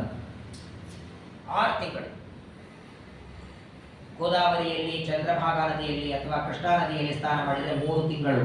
3 ತಿಂಗಳು ಸತತವಾಗಿ ಯಜ್ಞಯಾಗ ಮಾಡಿದ ಪುಣ್ಯ ಬರ್ತದೆ. ಸರಸ್ವತಿ ನದಿಯಲ್ಲಿ ಸ್ನಾನ ಮಾಡಿದರೆ 4 ತಿಂಗಳು ಸತತವಾಗಿ ಯಜ್ಞ ಮಾಡಿದ ಪುಣ್ಯ ಬರ್ತದೆ. ಆದರೆ ಹೆಚ್ಚು ದೊಡ್ಡ ಭಾಗ್ಯ ಕೊಟ್ಟದ್ದು ಪರಮಾತ್ಮ ಗಂಗಾ ನದಿಗೆ. ತನ್ನ ಪಾದದಿಂದ ಉದ್ಭವಿಸಿದ ಪಾದೋದಕ ಅಂತಹ ಪವಿತ್ರವಾದ ಗಂಗಾ ನದಿಯ ಮಹತ್ವ, ಗಂಗಾ ಸ್ನಾನದ ಮಹತ್ವ. ಯಾವ ಗಂಗಾದಿ ನದಿಗಳು ತನ್ನ ಪಾದದಿಂದ, ಕೆಲವು ನದಿಗಳು ನೋಡಿ ಗಂಗಾ ನದಿ ಬಂದದ್ದು ಭಗವಂತನ ಪಾದದಿಂದ, ಆದರೆ ಉಳಿದೆಲ್ಲ ನದಿಗಳು ಭಗವಂತನ ನಾಡಿಗಳಿಂದ ಪರಮಾತ್ಮ ಆ ನದಿಗಳನ್ನು ನಿರ್ಮಾಣ ಮಾಡಿ ನಮ್ಮೆಲ್ಲರ ಉದ್ಧಾರಕ್ಕಾಗಿ ಕೊಟ್ಟಿದ್ದಾನೆ. ಅಂತಹ ನಮ್ಮ ಭರತ ಖಂಡದಲ್ಲಿದ್ದ ಪರ್ವತಗಳು, ಇಲ್ಲಿರುವ ನದಿಗಳು, ಇಲ್ಲಿರುವಂತಹ ವೃಕ್ಷಗಳು, ಗಿಡಗಳು, ಮರಗಳು, ಬಹಳ ವಿಸ್ತಾರವಾದಂತಹ ಭೂಗೋಳದ ವರ್ಣನೆಯನ್ನ ಶುಕಾಚಾರ್ಯರು ಅತಿ ಸಂಕ್ಷೇಪದಲ್ಲಿ ಪರೀಕ್ಷಿತ ರಾಜರಿಗೆ ನಿರೂಪಣೆ ಮಾಡಿ ಇದರ ನಂತರದಲ್ಲಿ ಖಗೋಳದ ಬಗ್ಗೆ ವರ್ಣನ ಮಾಡಿ ಅಂತ. ಖ ಅಂದ್ರೆ ಆಕಾಶ, ಖಗೋಳ ಆಕಾಶದಲ್ಲಿ ಇಷ್ಟು ನಕ್ಷತ್ರಗಳಿವೆ, ರಾಶಿ ಇದೆ, ತಾರಾಮಂಡಲ, ಜ್ಯೋತಿರ್ಮಂಡಲ, ಕೋಟಿ ಕೋಟಿ ನಕ್ಷತ್ರಗಳಿವೆ. ಮೇಲೆ ಈಗ ನೋಡಿ ಫ್ಯಾನ್ ತಿರುಗ್ತಿದೆ, ಆ ಫ್ಯಾನ್ ಕೆಳಗೆ ಬೀಳದೆ ಇರೋ ಹಾಗೆ ಅದಕ್ಕೊಂದು ಹುಕ್ ಹಾಕಿದ್ದಾರೆ. ಯಾವುದೇ ವಸ್ತು ಮೇಲೆ ಇದ್ದದ್ದು ಕೆಳಗೆ ಬೀಳಬಾರದು ಅಂದ್ರೆ ಅದಕ್ಕೊಬ್ಬರು ಫೋರ್ಸ್ ಕೊಟ್ಟು ಹಿಡಿಬೇಕು. ಆಕಾಶದಲ್ಲಿ ಇಷ್ಟು ನಕ್ಷತ್ರಗಳಿವೆ, ಸೂರ್ಯ ಚಂದ್ರ ಇದ್ದಾನೆ, ಆ ನಕ್ಷತ್ರಗಳು ಕೆಳಗೆ ಬೀಳದೆ ಇದ್ದ ಹಾಗೆ ಅವುಗಳಿಗೆ ಫೋರ್ಸ್ ಕೊಟ್ಟು ಮೇಲೆ ಹಿಡಿದು ಆ ನಕ್ಷತ್ರಗಳಿಗೆ ನಿಯಾಮಕನಾಗಿದ್ದವನೇ ಶಿಂಶುಮಾರ. 27 ನಕ್ಷತ್ರಗಳು, 30 ತಿಥಿಗಳು, 60 ಸಂವತ್ಸರ, 2 ಪಕ್ಷ, 6 ಋತುಗಳು, 2 ಅಯನ, 12 ಮಾಸ, 7 ವಾರ. ಇದಕ್ಕೆಲ್ಲ ನಿಯಾಮಕನಾದಂಥವನು ಒಬ್ಬನೇ ಶಿಂಶುಮಾರ ಚೇಳಿನಾಕಾರದಲ್ಲಿದ್ದಾನೆ. ಆ ಪರಮಾತ್ಮನ ವಿವರಣೆಯನ್ನು ಕೊಡ್ತಾರೆ ನೋಡಿ. ಇವತ್ತಿನ ಸೈನ್ಸು ಗ್ರಹಗಳೆಲ್ಲ ತಿರುಗುತ್ತವೆ, ಅದು ಭೂಮಿ ತಿರುಗುತ್ತದೆ ಅಂತಾರೆ. ನಮ್ಮ ಭಾಗವತ ಹೇಳ್ತದೆ ಭೂಮಿ ಸ್ಥಿರವಾಗಿದೆ, ಗ್ರಹಗಳೆಲ್ಲ ತಿರುಗುತ್ತವೆ. ಪ್ರಾತಃ ಕಾಲ ಆದರೆ ಸೂರ್ಯೋದಯ ಆಗತ್ತೆ. ಮೊದಲು ಸೂರ್ಯೋದಯ ಇಲ್ಲ, ಸೂರ್ಯ ಬರೋದಕ್ಕೆ ಮೊದಲು ಅರುಣ ಬರ್ತಾನೆ, ಸೂರ್ಯನ ಸಾರಥಿ. ಅರುಣೋದಯ ಮೊದಲು, ಆಮೇಲೆ ಸೂರ್ಯೋದಯ. ಈ ಸೂರ್ಯನಿಗೆ ಸಾರಥಿ ಮಾಡುವ ಅರುಣ ಏನಿದ್ದಾನೆ, ಇವನಿಗೆ ಕಾಲಿಲ್ಲ. ಕಶ್ಯಪರ ಹೆಂಡತಿಯಾದ ವಿನತಾದೇವಿಯಲ್ಲಿ ಹುಟ್ಟಿದ 2 ಮಕ್ಕಳಲ್ಲಿ ಹಿರಿಯ ಅಣ್ಣ ಗರುಡ, ಎರಡನೆಯವನೇ ಅರುಣ.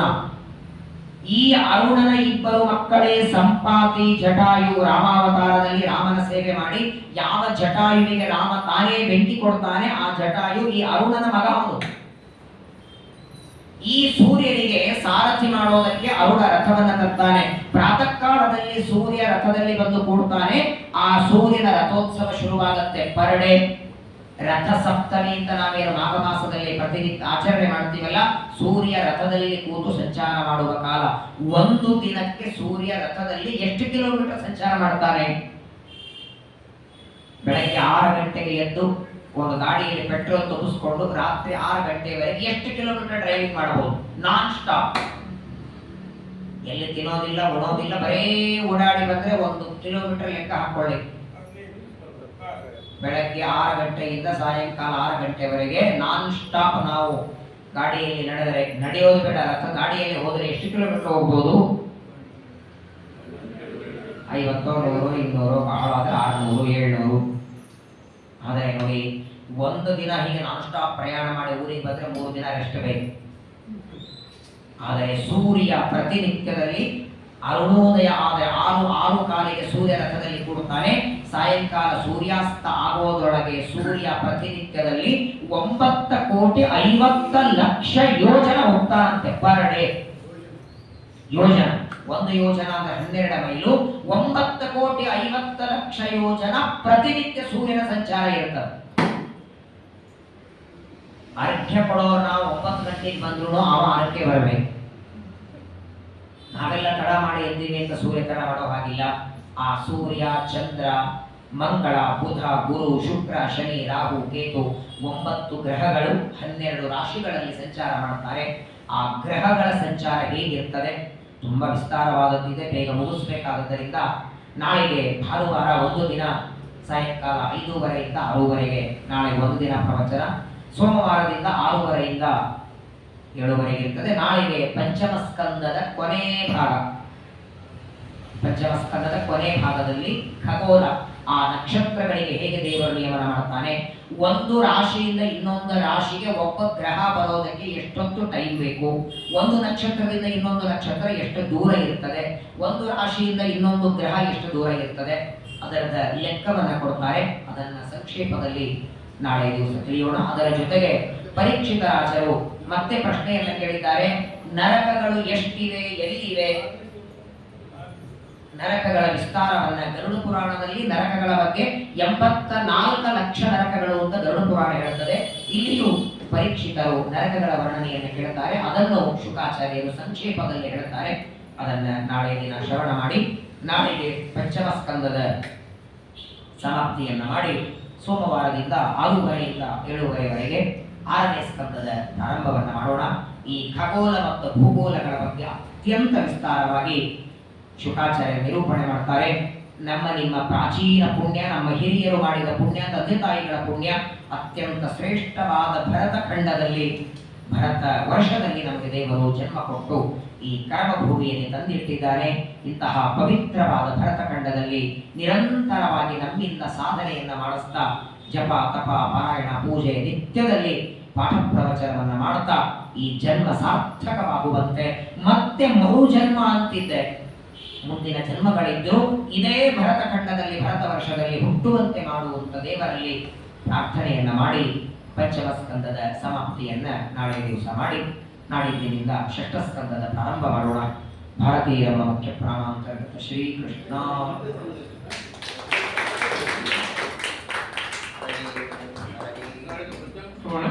ವಿಶ್ವವಸನ ಉತ್ತರ ಉತ್ತರಾಯಣ ವಸಂತ ಋತು ಚೈತ್ರ ಮಾಸ